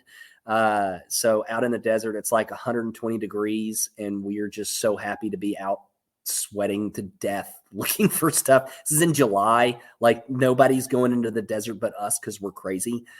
So we're metal detecting. The one in the middle is we're looking for privy. So that's my buddy Mike Barbera in the middle. He's a professional bottle digger. That's all he does is dig bottles. And so we're looking for the privy, and the rod that he has in his hand is called a probe rod. It's basically a spring steel rod. So when dirt has been disturbed, it never compacts the same. So you take a rod and you stick it into dirt that's never had a hole dug into it, and it's really tough and it's got a really consistency. Well, then you go over to a spot that a hole has been dug there, even though it's been dug 100 years ago and filled in. The ground has been disturbed, and so the rod goes in much easier. And it's a method. It's a very primitive technique, but a technique to hunt bottles. And so that was on the great cistern dig where I pulled out my sign. And then the last one over there, that's me and my son Isaac. We're volunteer historical interpreters at Wilderness Road State Park and other state parks that want to have us around. If you guys are in the Southwest Virginia area and you want to go to a killer, where does the history nerd go to do his history thing? This is it. So Wilderness Road State Park, or Martin Station, is a 1775 era British fort. It is a frontier fort that was literally built on the edge of the frontier. This was the most isolated fort in colonial America at the outbreak of the Revolutionary War. And so a buddy of mine named Billy Heck back in the early 2000s rebuilt the actual fort site by hand using 18th century tools, 18th century techniques, eating 18th century food, and wearing 18th century clothing. And it was the first time that had been done in history since the 18th century. So they call it experimental archaeology, where That's he's cool. actually, it's so cool. That's really cool. That's So that's cool. It's badass is what it is. I mean, so there's a story where they were hewing some logs, and he was a medic in the first Gulf War. And so he was hewing some logs and just sliced right into his foot. And so he did it 18th century style, where he went over to a horse, pulled a horsehair, got his needle, and sewed his foot up. Yeah, I mean, it's hardcore. Crazy. Oh So my God. Isaac and I So you reenact that. Yeah, we reenact the so 18th century. cool. So what we do is we go there, we learn crafts and techniques that people, the way people lived in the 18th century, the things that they would make, we learned to make. And then we would teach those to visitors that come by. So the joke for me is that I died in 1780 and woke up here and was like, what the hell is a cell phone? Why am I here? And so whenever I want to escape and like get away from technology and everything and everybody, I go play. I go back to 1780. It's where like I it's died. LARPing. I mean, like I mean, in my mind, I'm thinking LARPing, and I'm like, people can say what they want, nerdy, whatever. Like that is so much fun and cool. Like I totally need to get into that world. Like that is a great escape where you can just get away from this world and go into the previous world and just.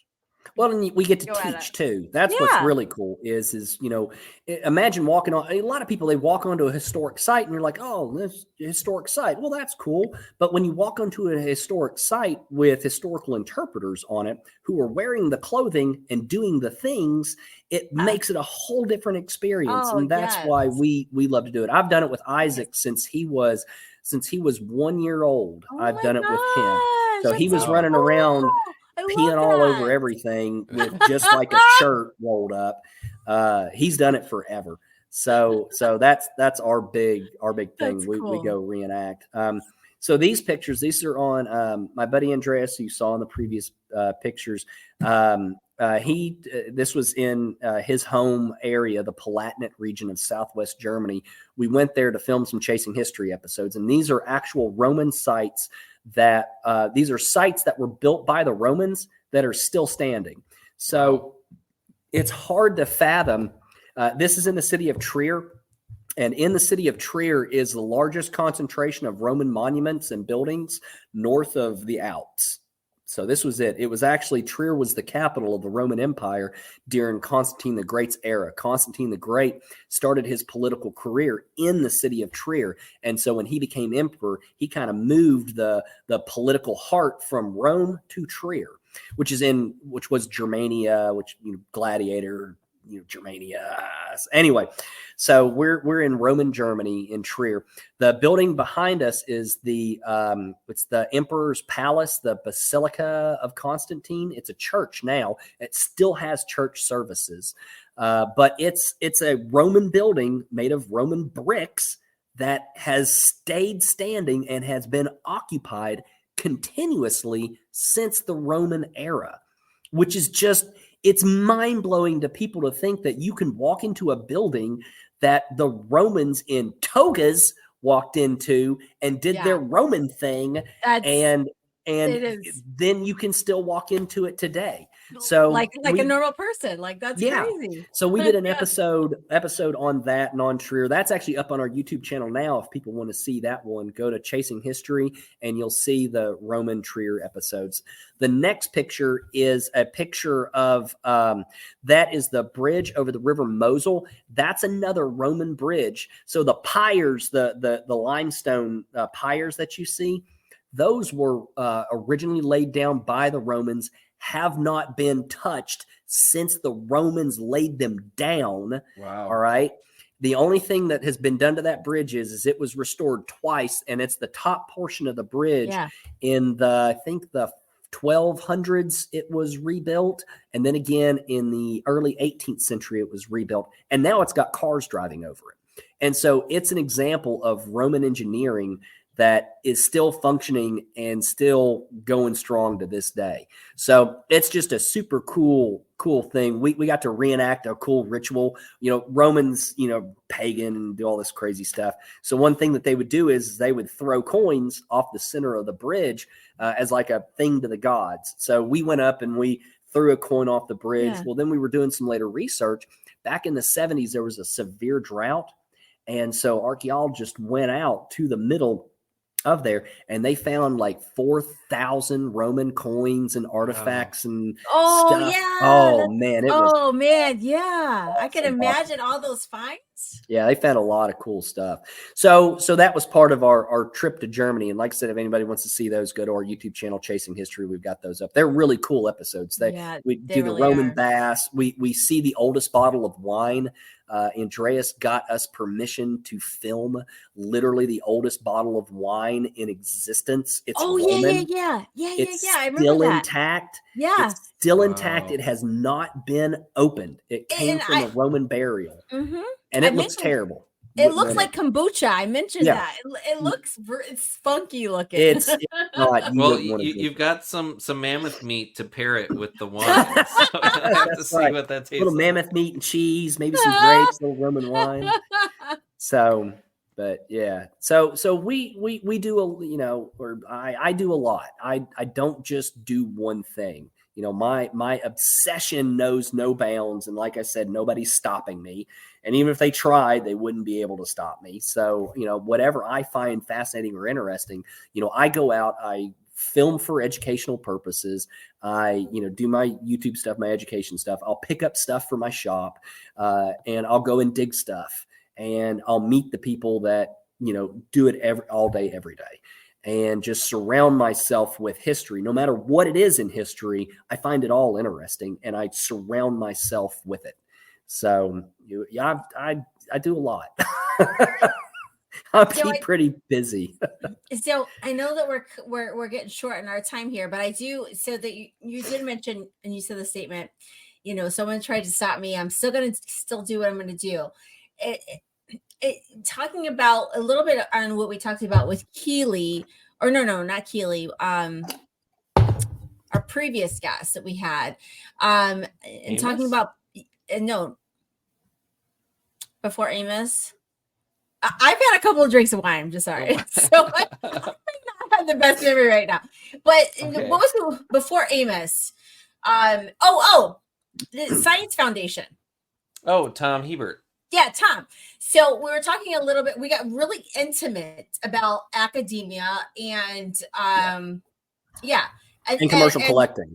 Correct. Yeah. So just to talk a bit about that, because I'd love to. There's a disconnect in that world, and we've heard a perspective from Tom, and it just let's talk about it. Well, the thing is that both groups, both parties, and I work with academia, and a lot of my friends that I know, we work with academia and work really well with academia. The problem is you get certain individuals, both in the collector world and in the academic world, that hate each other. And we're all in it for the same thing. We want history. We want to understand. We want to know. We want to benefit science. And so it is so important that both of these worlds come together and work together, because we're all interested in the same thing. So, in the collector world, it's more so in the fossil world than the archaeology world. So as someone who's seen both sides, I totally get where academia is coming from. And I don't blame them, because there are people out there that are just in it for the money, that are out to find what they can find because they're curious, or they can make money or whatever. They don't care about the science. They care about the thing. And so their argument is a very valid argument.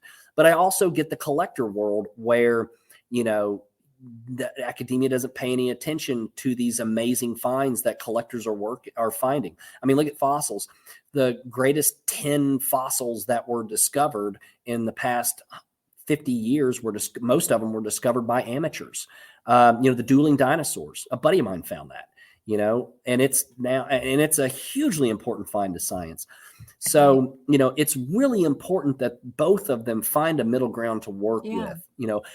Amateur collectors need to be doing it right. I think that, if you're going to do this, you got to do this right. I love the laws how do you do it right? When you say that, when you say do it right, you record your finds. So England's got a great series of laws for artifact collecting, and I think it's the same is true for fossil collecting. I know in Florida has some really great laws for fossil collecting. But we'll start with artifacts. So you're allowed to go metal detect. You're allowed to go hunt sites, private land. As long as it's private land and not a protected site, you are allowed to go hunt it. But what you have to do with permission, of course, that goes without saying. That's the basic. Yes. Yeah. So you get to go and you get to collect artifacts. But then what you have to do is you have to take that to your local agent who works for the government, who looks at everything that you find and says, okay, this is all common stuff. We really don't need it. But this coin is a super rare coin and we want it in our museum. And so we'd like to have that coin. So then what happens is a third-party independent appraiser comes in, they appraise that coin, and they pay the collector, the finder, a fair market value for that piece. And so it's a win-win for everybody.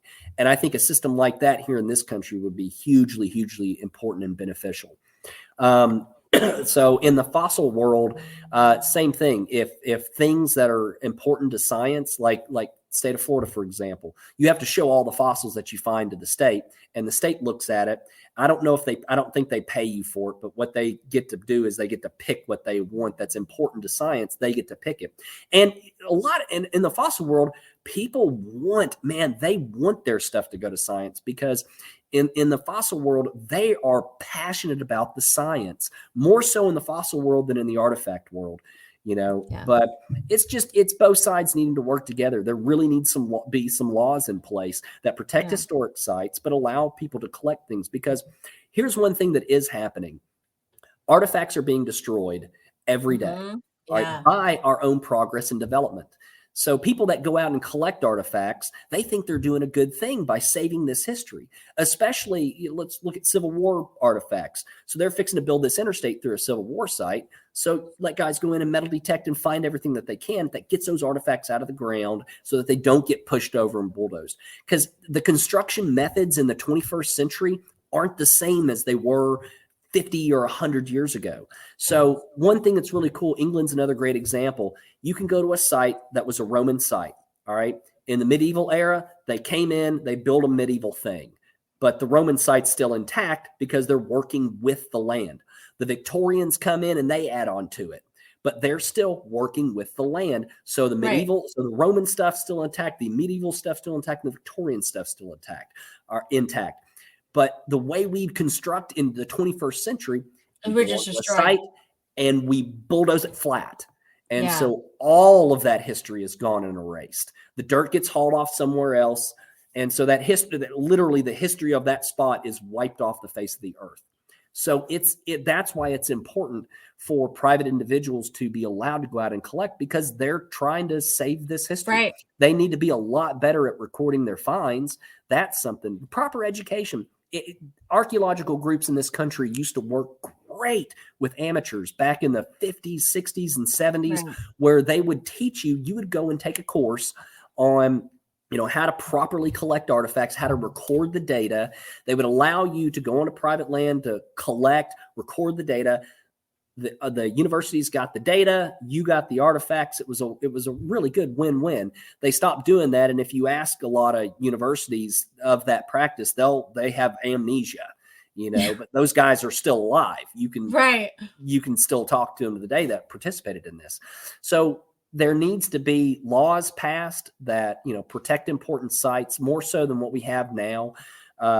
that allows collectors and academia to work together to, benefit and better, our understanding of the past, because we all want that. So one thing I'd really love to do with my life is, because I have experienced both worlds and I work in both worlds, is I would love to try to help make that happen, just create some federal laws where, we can preserve and protect our history to make sure that the stuff gets out of the ground that needs to get out of the ground. It's like for fossils, for example, you cannot collect on public lands. Absolutely not.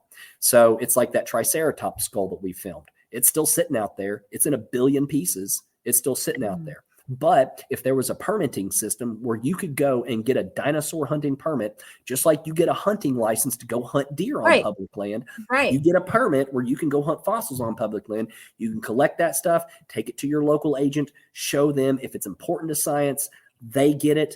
And if it's not, you get to keep it, because those fossils are going to be destroyed, period. Like that's not an exaggeration. It's happening right now. Freeze thaw. You can't, for those that don't know the freeze thaw mechanism, rocks are porous and rocks have water in them. And so what happens is when temperatures drop, the water molecules within those rocks freezes and expands and slowly starts to create cracks within those rocks. More water seeps in and freezes. The cracks get bigger. The process continues until that rock is turned into dirt. That's what nature does. That's what this planet is all about, is taking rocks and making it into dirt. And they're doing that with fossils. So, I would love to see both worlds come together, but as it stands right now, both worlds hate each other. They're not talking. They have no desire to work together. And that's a shame. And that's a shame for the history, really, especially in this day and age where our construction methods destroy it.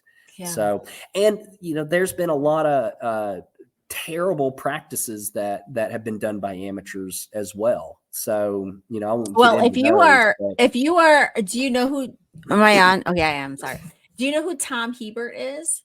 Oh man, that name's real familiar. I'm terrible with names. I'm so bad with names. You guys, me too. You two totally align. Like he is totally on your wavelength with things. He's in the in paleontology. It would be exciting to see people that have this passion to see change, like come together and make it happen. I mean, because when I hear this, and it's like, let's do it. How do you make it happen? What the biggest stopgap right now is getting, and I'm not trying to point the finger, it's just within my own experience. This is the way. The biggest prevention and stopgap is the academic world. They do not want people, not all of them, but a fair number they don't want to create that. They want to be the only ones that are allowed to collect the stuff. In the state of Florida right now, they're trying to make it illegal to collect fossils in the state of Florida. No, that's crazy. Well, I mean, the state of Florida, crazy. I mean, let's just keep it real. They've got a lot of crazy things going on. But here's the thing is that you have people within academia that know that that's a bad idea, because their understanding of Florida's fossil past, because the better finds come from all these people that are out there finding it and doing out there every day doing it. But within that world, you have people that are totally against it. So it's going to take both groups coming together. Yeah. And I really hope that happens. I'd love to help make that happen. I don't know how to do that, but I really hope that it happens one day, because, there's that historical thing, whatever it is, whether it's a fossil or a artifact, there's only one of it.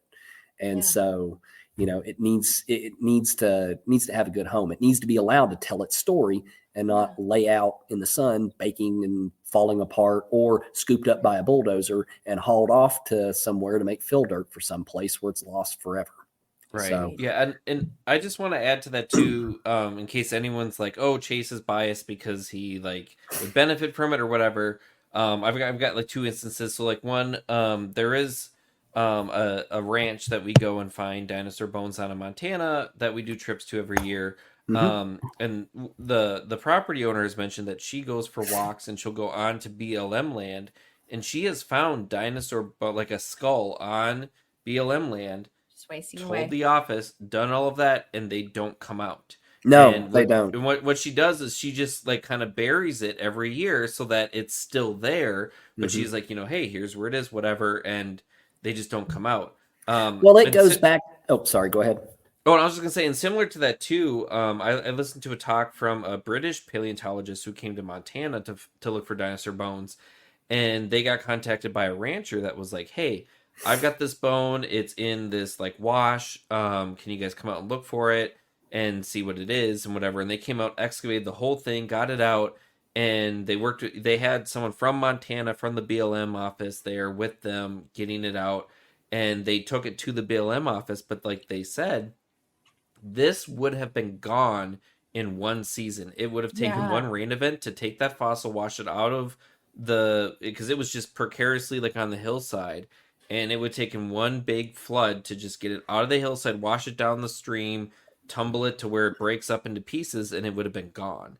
So this, I know, like people might think like, oh, might be trying to take advantage or whatever, and it's like, no, like this No. is the real thing that fossils Yeah. are just disintegrating out there, that if people aren't, collecting them, they're They're gonna be literally gone. disappearing. Well, the state paleontologist for the state of Utah said publicly that the state of Utah will never dig another sauropod.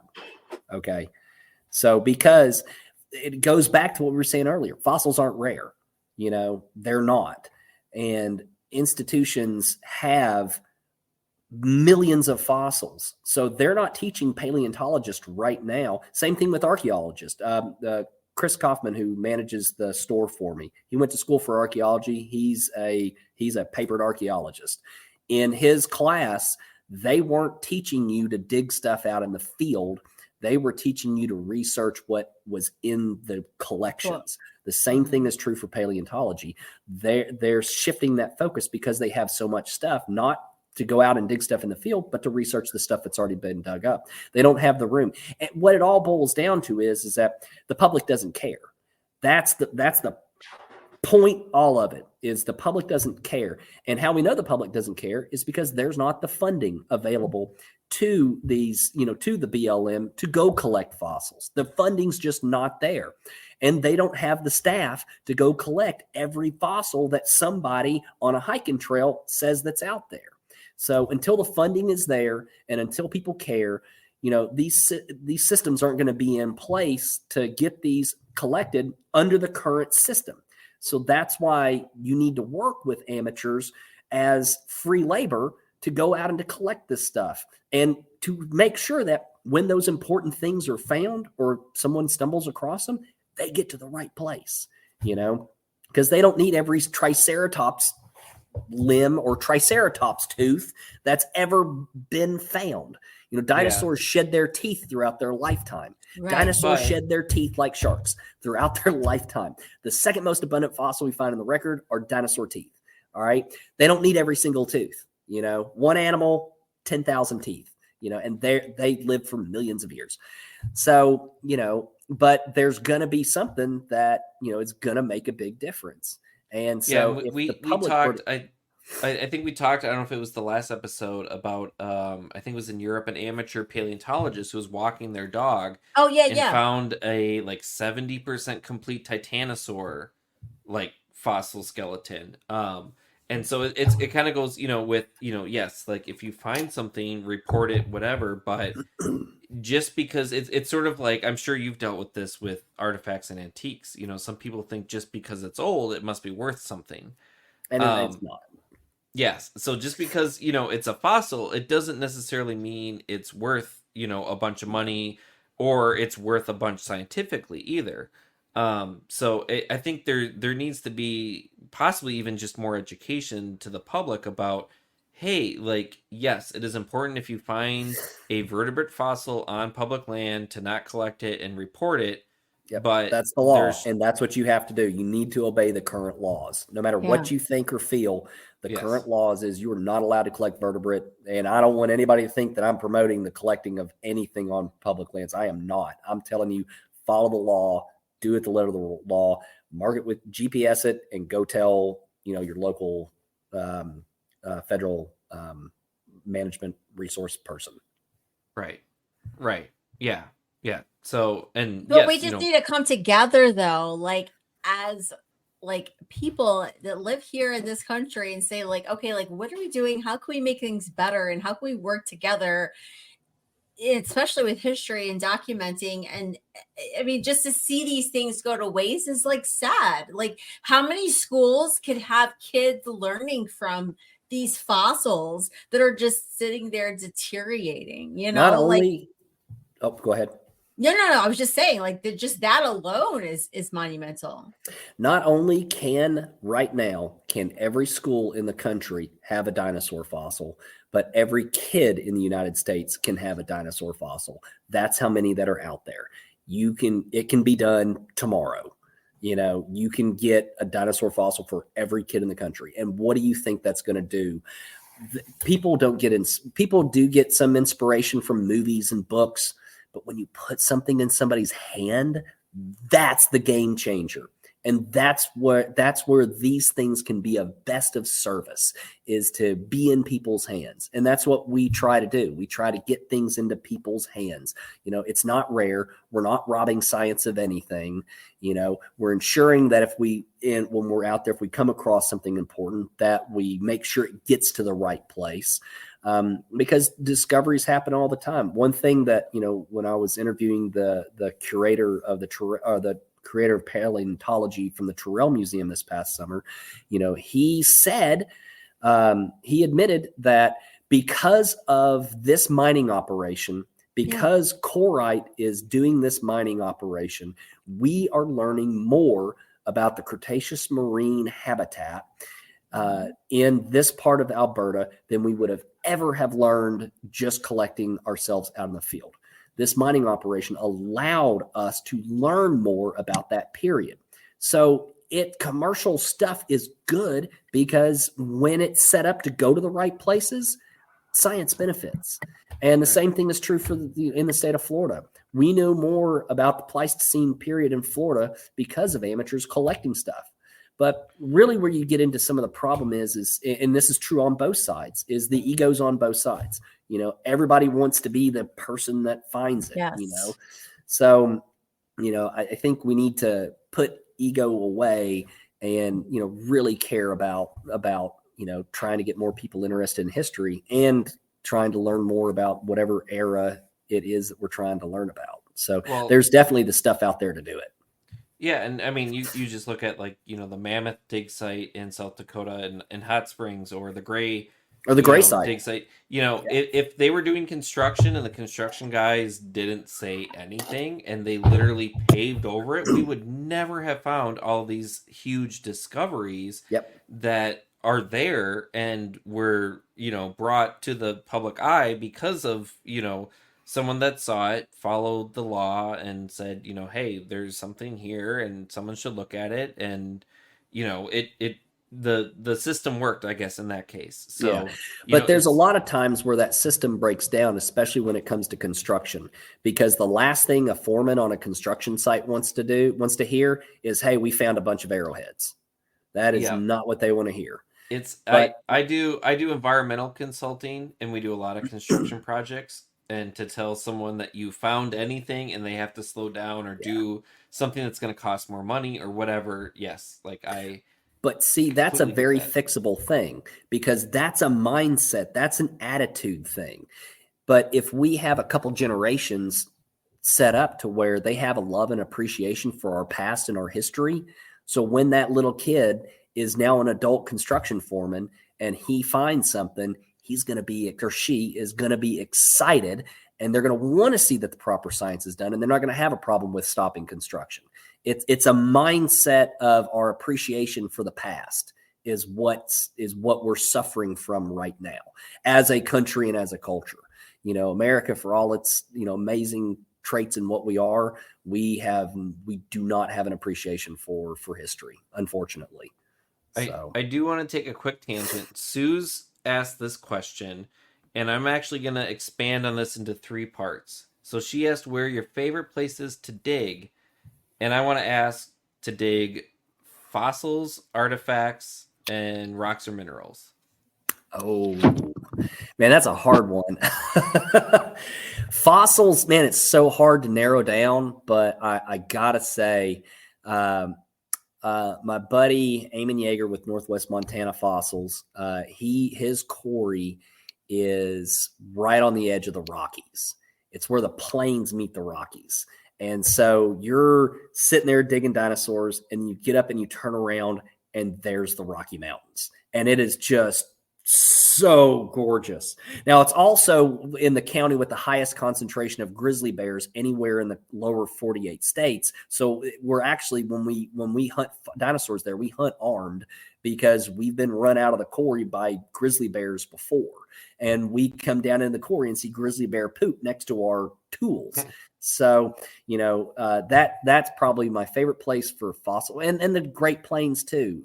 Buddy of mine, Ty, has got a site in South Dakota that you're standing on this high hill overlooking the great North American prairie, this vast grassland, one of the great grasslands. We call it flyover country because we don't have an appreciation for it, but it's one of the great grassland ecosystems on the planet.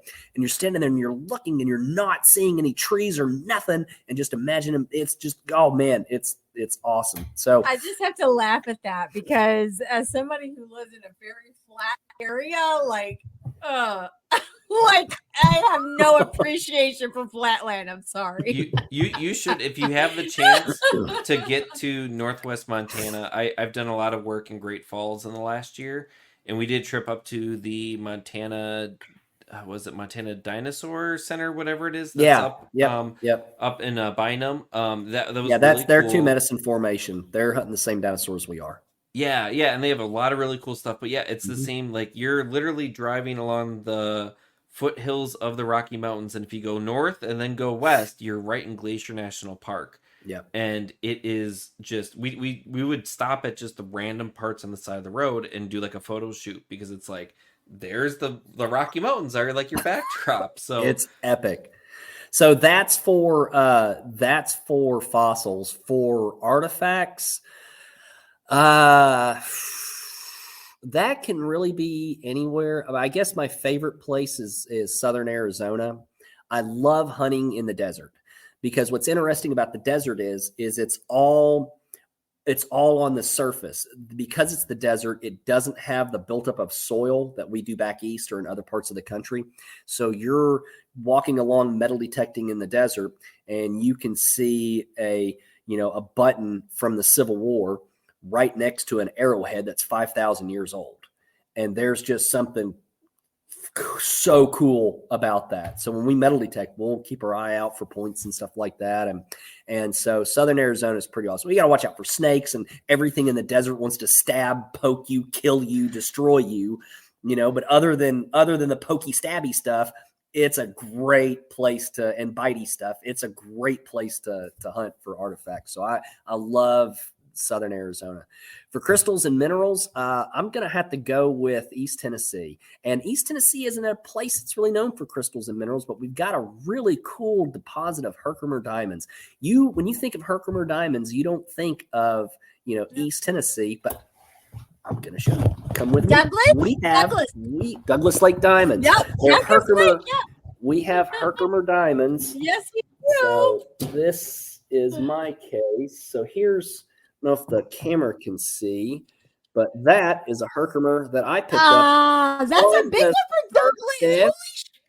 On the surface.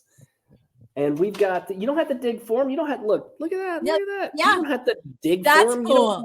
That's cool, because I found some teeny straight ones. up. Those are nice. Woo, So look at that. Killer. So I like hunting for Herkimers in East Tennessee. So our reservoirs, they drop our reservoirs 50 feet every year.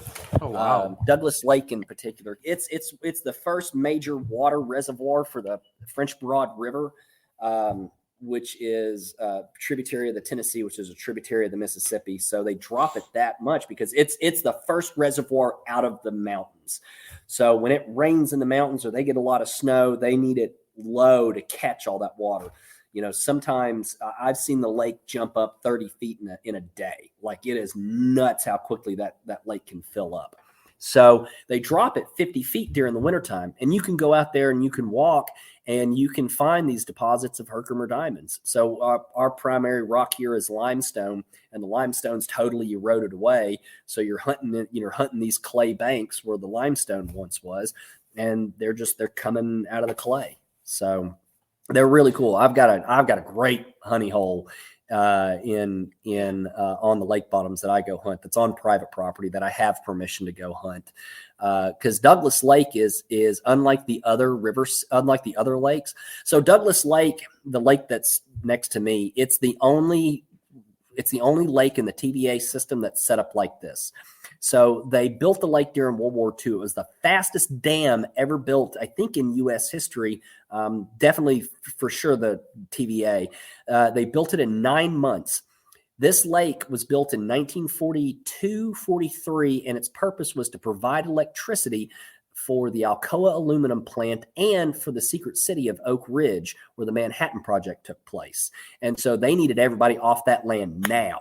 So what they did is the government said, look, this is for the war effort. We're going to do a water easement. When the water goes back down, it's still your property.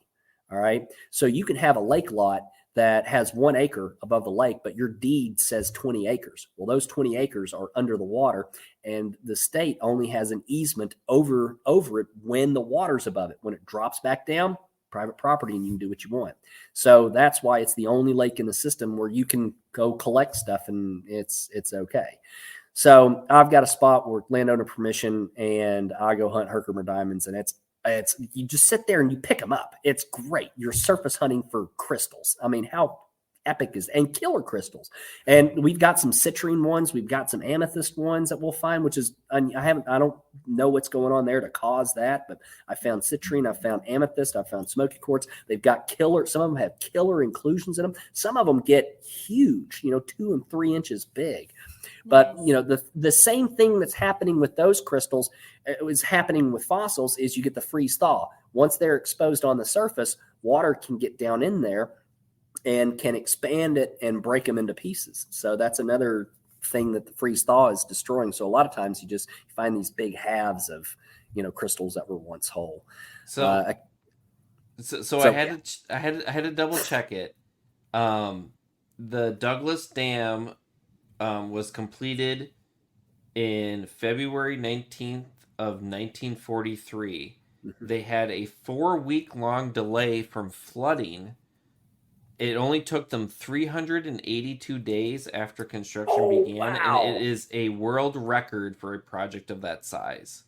That's cool. I didn't know it was that quick. Yeah. It's a big lake. Yeah. So it's a huge 500 and something miles of coastline, I think. Does it say on Wikipedia? It's a lot of coastline. Yeah. Yeah. I've been there, and I mean, it blew me away. Like I come from the Great Lakes where, it's naturally made. So, I was like, wow, this is incredible. Yeah. It's the lake itself is over 28,000 acres. It's a big lake. Yeah, it is. It's great. Huge. It's one of the top 10 bass lakes in the country. It's right on the edge of the mountains. It's gorgeous, but there's, you can go find stuff. There were once on the lakes. So that flooded the French Broad River Valley, which was like I said, this was the first entrance of water out into the Tennessee Valley. And so there's a lot of prehistoric history it's on those lake bottoms, and those sites are sadly completely gone. The raising and lowering of the water over the past 50 years have taken all the topsoil off, took it down to bare clay, and those sites sadly are completely destroyed, completely gone. So I'll say, as somebody who's an outsider who looked at research to come in, because I did some prospecting out there in the last year, and seeing what's researched and out there, and then going out there and visually seeing, it's definitely changed. So you could see a definite change just from what you can read online from years ago from now. There's a definite change, and you can see the layer change just as an outsider. So I can imagine for somebody who lives there can see it. Well, just look at the rock exposure. I mean, there are limestone outcroppings that were once under dirt that are now completely exposed, that are 10 feet up, 10 feet high. So. Yeah. So it does say Douglas Lake has an average 500 miles of shoreline and an average surface area of nearly 300,000 acres. Yeah. That's That's a big lake. I mean, it's a big lake. it's crazy. Yeah. A buddy of mine, and we were talking about doing it with for Douglas. A buddy of mine, we did an episode, one of the early episodes of our YouTube channel. We did it with David Dean, who he's passed away now, but he did a lot of archaeological work for the state of Tennessee. And he did an archaeological project for the state and for TBA on Boone Lake, where he would walk the shoreline and identify previously unknown prehistoric Native American sites. He found something like 300 unknown prehistoric sites. And so we were talking about doing that to Douglas and walking the shoreline to see what sites we can identify that nobody ever knew existed. And that work still needs to be done and can be done, at least to get the sites logged and recorded, because there are sites in random places where you would not think there would be a site there anywhere. But because of all the raising and lowering and everything's exposed, you can see the flint, you can see the point, you can see everything. So you can see the fire cracked rocks, the evidence of fireplaces, the whole shebang. So, that's what's so cool about history, is because we think that it's all been discovered. We think that it's all been understood. We think that it's all known, and that's not true. I mean, dude, 300 sites is nothing to sneer at. You can watch the episode, go to our YouTube channel, and see it for yourself, and you can see the work that he did. There's still stuff out there to discover. There's still stuff out there to learn. There's still stuff out there to figure out. And, set citizen science where it's not very prevalent in this country anymore, at least towards history.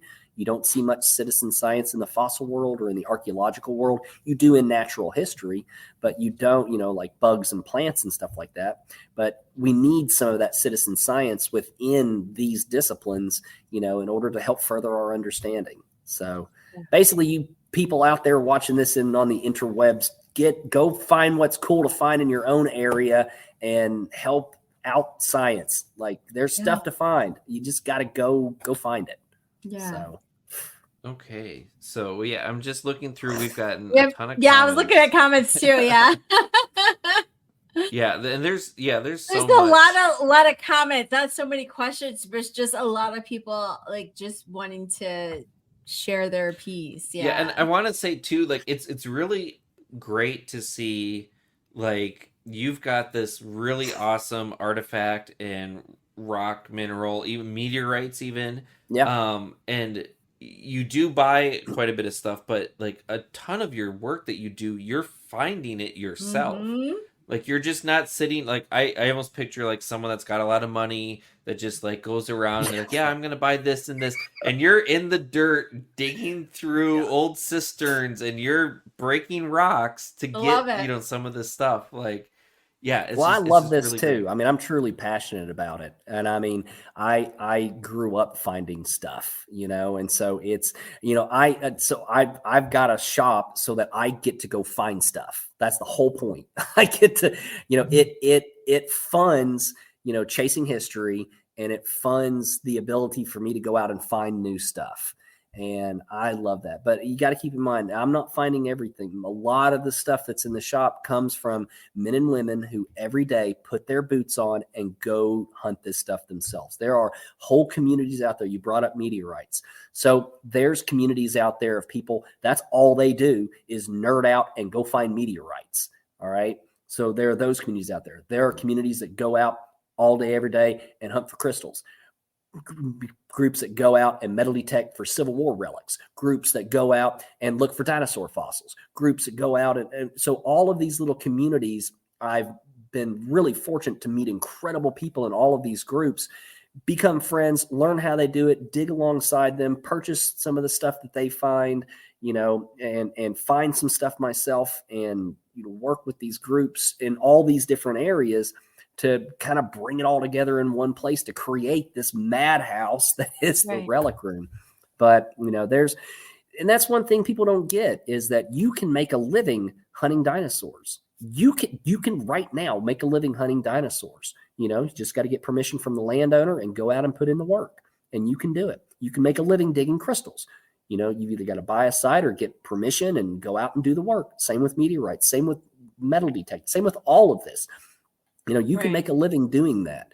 So there's a lot of great people out there that do this. So it's not just me. I'm standing with a bunch, I mean hundreds of incredible men and women that are passionate, that are hardworking, that are incredibly knowledgeable, that go out and do this stuff for a living also.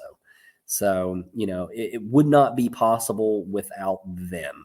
And like I said, I've made the best friends in the world doing this. Like, man, I love my people so much. I feel They are just so way. cool.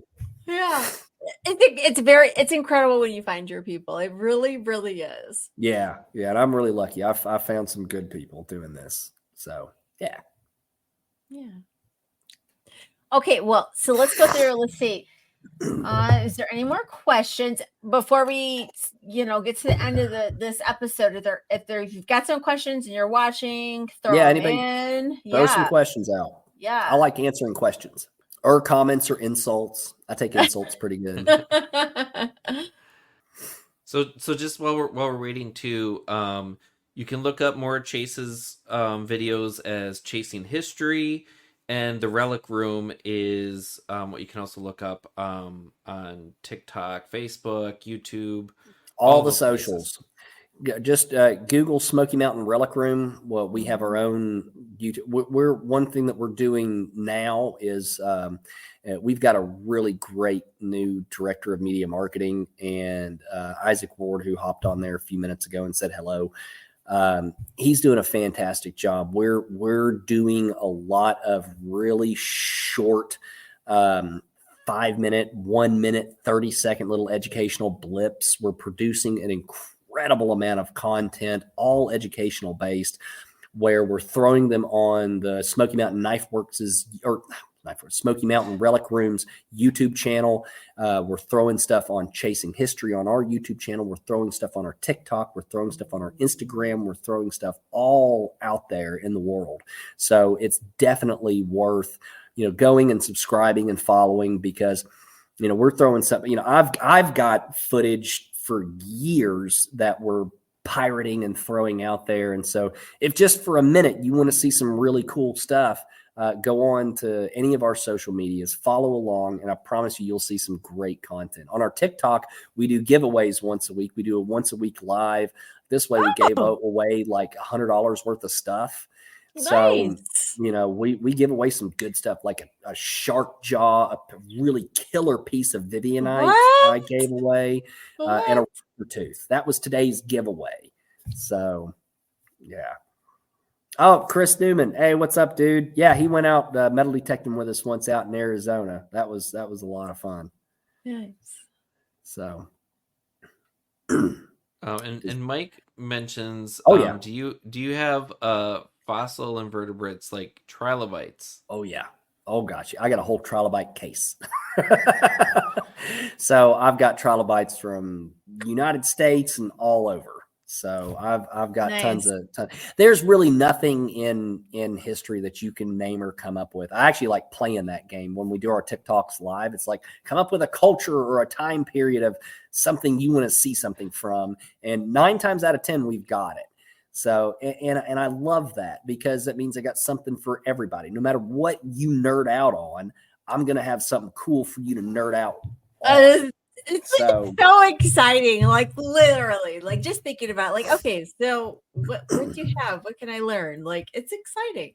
Yeah, well, and it, and if you want to take it home and collect it, you can, and you can afford it.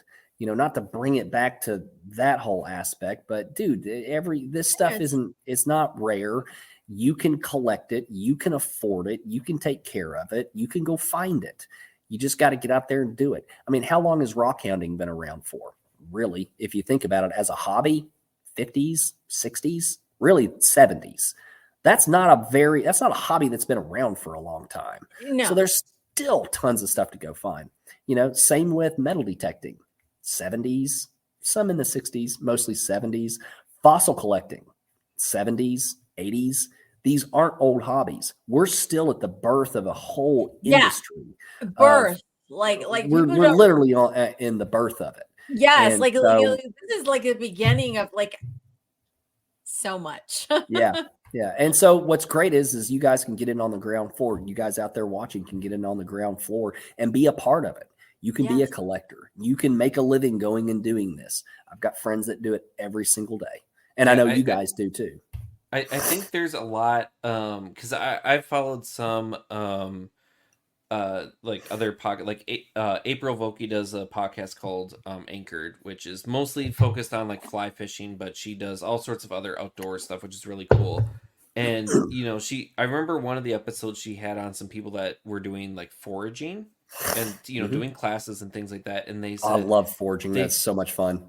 yeah, so they've seen just such an expanse of people Mhm. interested in it. Yeah. And I think a lot of it is coming, like with gardening, rock hunting, like so much is people wanting to get things from the source where they know where it's coming from and know what's Yeah. put into it. And then also just being able to have a physical connection to the outside where right now what are we doing right now? Like we're on our phones, we're on our computers, we're, doing these things virtually, and people are sort of looking for these outlets to get out and do the physical things and be with the earth, which people have been doing for thousands and thousands of years. And I think that's one of the reasons why you start to see some of this, rock hounding sort of get popular now is Mm-hmm. people are looking for things that it doesn't cost any money. You can Mm-hmm. go out and walk around and find fossils, artifacts, crystals, wherever, and you don't necessarily need anything. At most, you might need a hammer. Take your And some dad's other hammer. Don't right. ask him, but take your dad's hammer. Don't lose it. Yeah, so and I think that kind of speaks to like how as it's sort of a pendulum as the world shifts to so much of a digital age, people are really going the other way and saying, Yeah. I want to get outside. What can I do? And this is such a cool thing that you learn the history of the earth, of the people, of everything. And like I've said before, it's like treasure hunting. You go out and you might find something that's right? worth something. It's so cool. And a big part of that is what you guys are doing, the outreach that you guys are doing. What you guys are doing is a hugely important. You're putting out there on the web and on podcast form that you're showing people, you're introducing the world to people that do this for a living, the people that have figured out how to go do this. And that's hugely important because most of America doesn't know you can go do this. Oh my They have God. no clue. They have no freaking And so clue. they Like have how no cool idea. this shit is. This shit And is so cool. I know. And some people are like, shh, don't what the fuck? Don't tell people. But what you guys are Anti-gatekeep. but what you guys are doing is hugely important because you're putting out there, here is a new person every week and they rockhound and you can go rockhound too. And that is so important to building this up because, have you ever really heard of anybody that's into any of this that's like a crackhead? Yes. Yes. We all know somebody, but you know what I mean. When you Yeah. have a healthy hobby like this, you have a healthy lifestyle.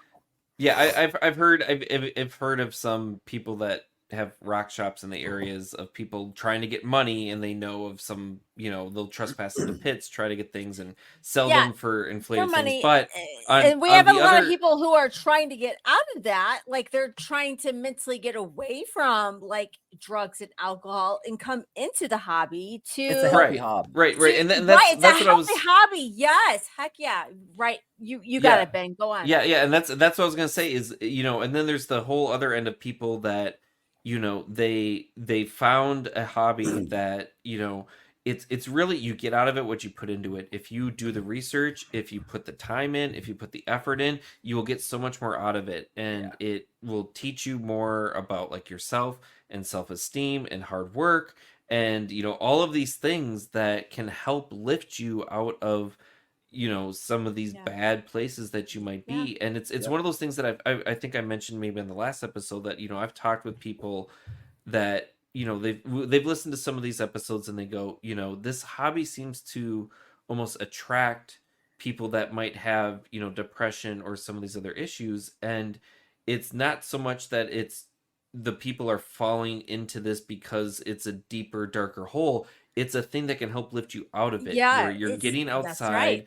outside. And this too, like the community is so nice. Like if you go to a rock or mineral club like meeting and you talk to people and go, hey, like I like calcite crystals and agates and whatever, and everyone's like, well, so do I. Oh, where do you go? Oh, whatever. Like I've never met someone at any of those meetings, or even like a rock shop, talking to some random person or the store owner or whoever, who's gonna try to put someone down or will be unreasonable about anything. And people want to help and Yeah, expand, they want to and especially share. They want to share Yeah. information. They want you to be successful in this. Like they want you to find that. Like we want to give you info and we want you to find it. Like we want you to have that feeling that we had when we found it.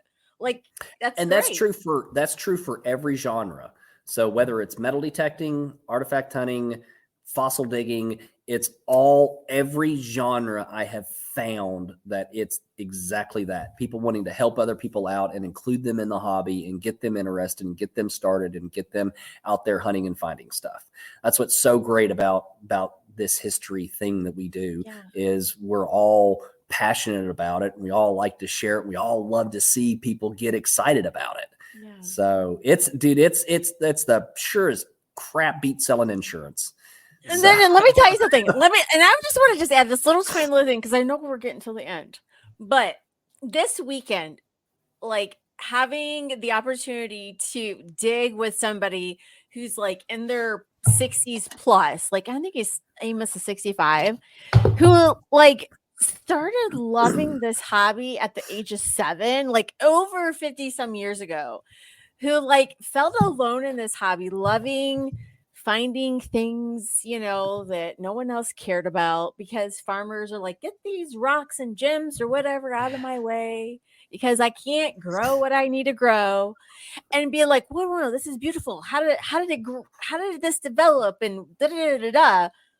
And to see that passion grow and develop, and to be 50 some years later and still have that same passion about earth and nature and connecting people to that, it's like, oh my God, like those people are like what we need, and to see those people and the impact that they can have on others, it's like, how could there be a better hobby? No, like, there isn't.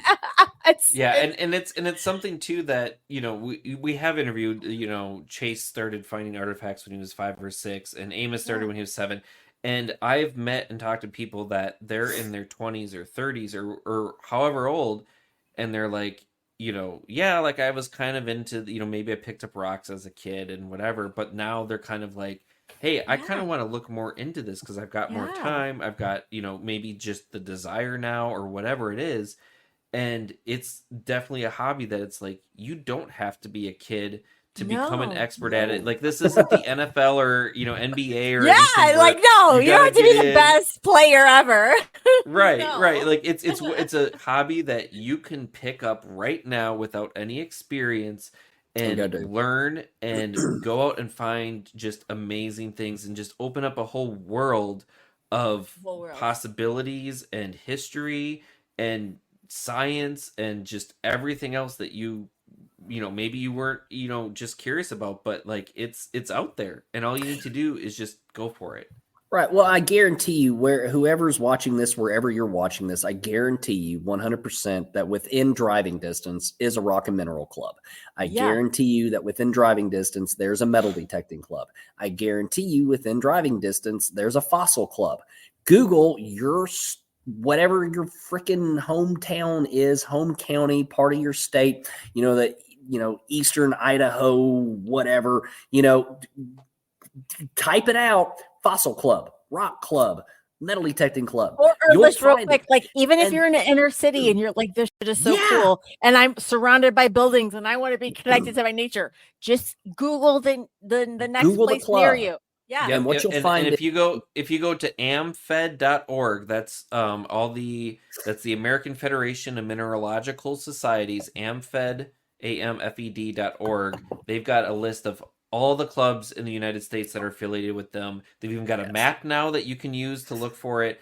And Nice. it's such an amazing resource. So if you're interested at all and you're not part of a mineral club yet, and just a reminder, you can be a part of a mineral club even if you aren't in that area. So Yes. for instance, the Minnesota Mineral Club that I'm in, we Zoom all of our meetings. We have people that attend our field trips from all over the US.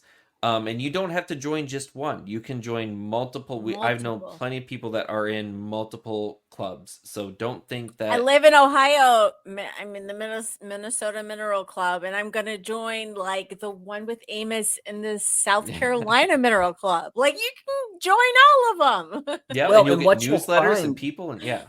What you'll find in these clubs is you'll find a lot of people, a lot of older people that have done this for 50 years that love sharing their knowledge. They want to teach you everything. They want to teach you. They will like grab you and go, come with me to my site and I'm going to show you how to do this. That's what's so great about those clubs. And no matter where you are in the country, if you have an interest in some part of history, there's a club where there are people there to help you out and show you the way.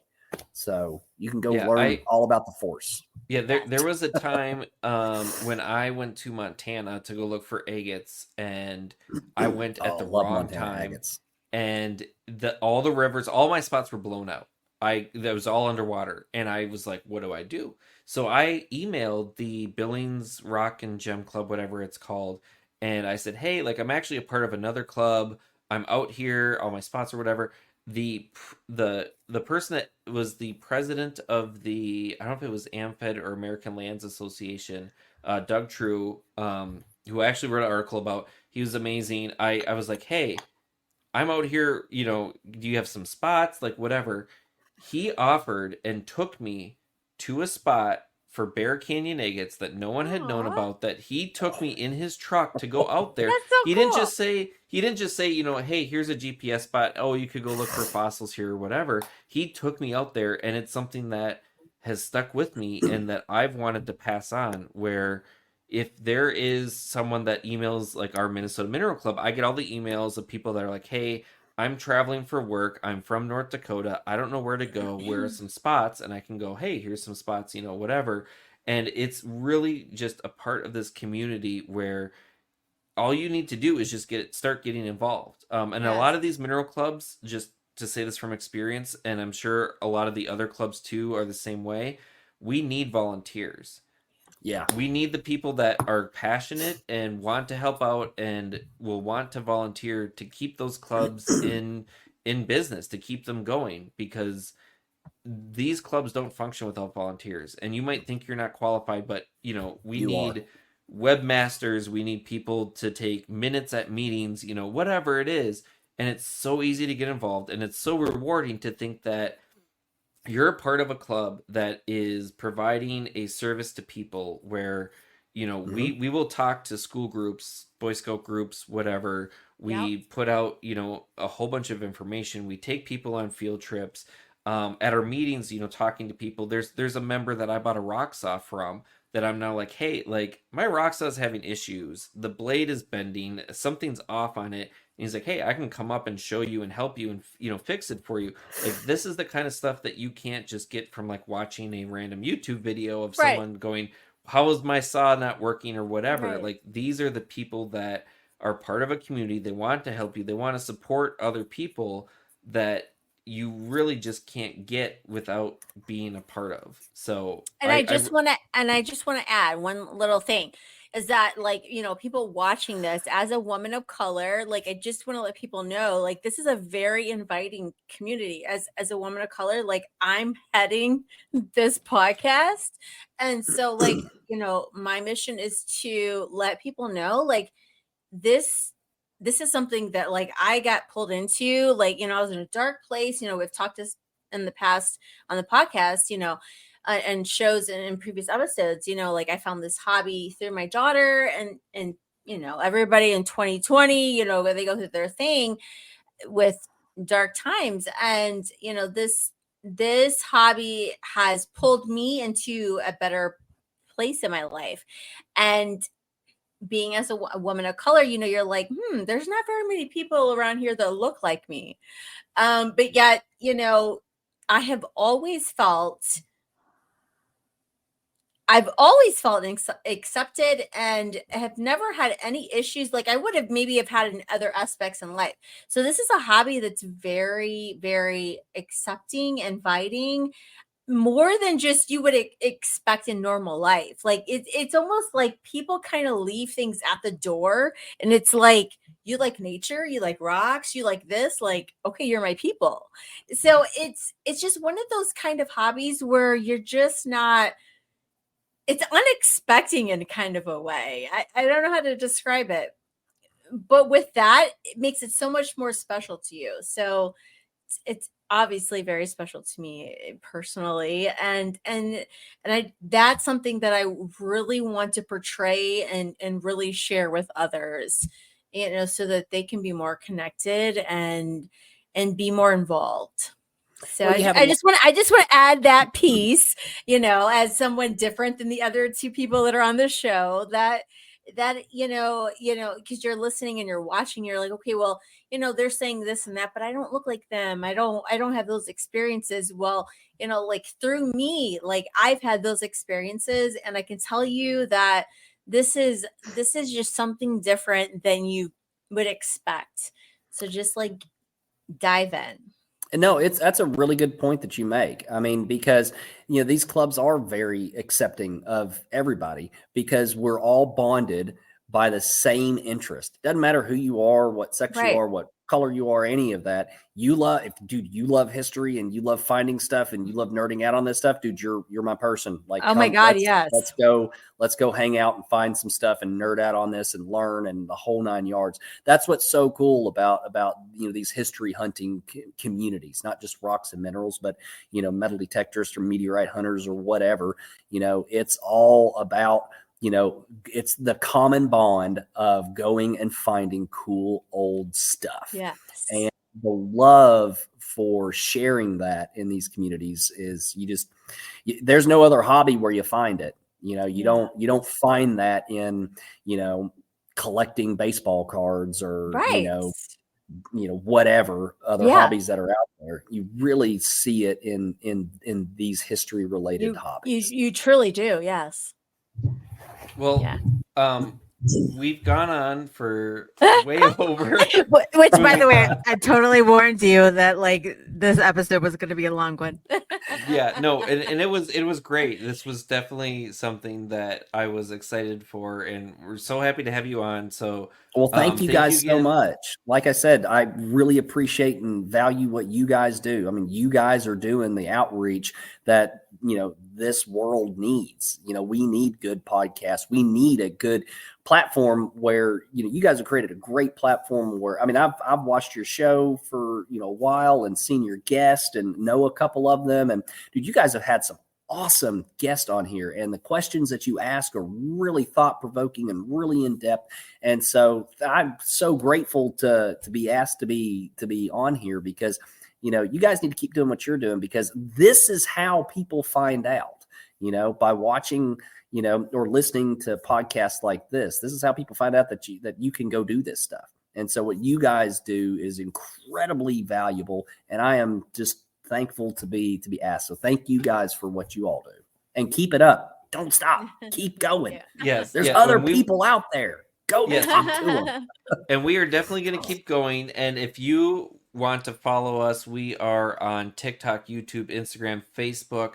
And if you, for whatever reason, need the audio only podcast version of this, we are on anywhere you can find a podcast, Spotify, Apple Podcasts, any of those. You can look for us. Usually I've got these posted every Sunday after they are live. So you can watch out for that. And speaking of episodes, we will be taking a slight break, and our next episode will be on April 17th, same time, 8:45 Eastern, and it's going to be Dave Verabioff, who is a gold mine owner and also a miner. And by the way, if you do know Dave, you do know Dave is like crazy energy. Like he is like probably one of the coolest gold miners ever. So like this is an episode that you definitely want to watch. But I just want to say Yes, that. and we are going to have a whole bunch of updates after that. So make sure get your eclipse glasses ready because this will be after the eclipse. I'm going to be down in Arkansas mining some quartz, so it's going to be a great episode. So make sure to tune in for that. Yes, definitely. So thanks again, Chase, for thank you, Chase. all of your time and just everything. So make sure to follow Chasing History in the Smoky Mountain Relic Room. Yeah. And if you're not a subscriber to Rockhound Talk Live, definitely subscribe to us on YouTube, Rockhound Talk Live. We are the only live Rockhound podcast on YouTube, Facebook, and Instagram, and hopefully TikTok soon. So definitely subscribe to us so that you can get notifications when we go live on Wednesday nights at 8:45 Eastern Standard Time. And with that, thanks everyone for watching and listening tonight, and hope you'll have a good night. Remember, guys, history rocks. Woohoo! Woohoo! Peace out.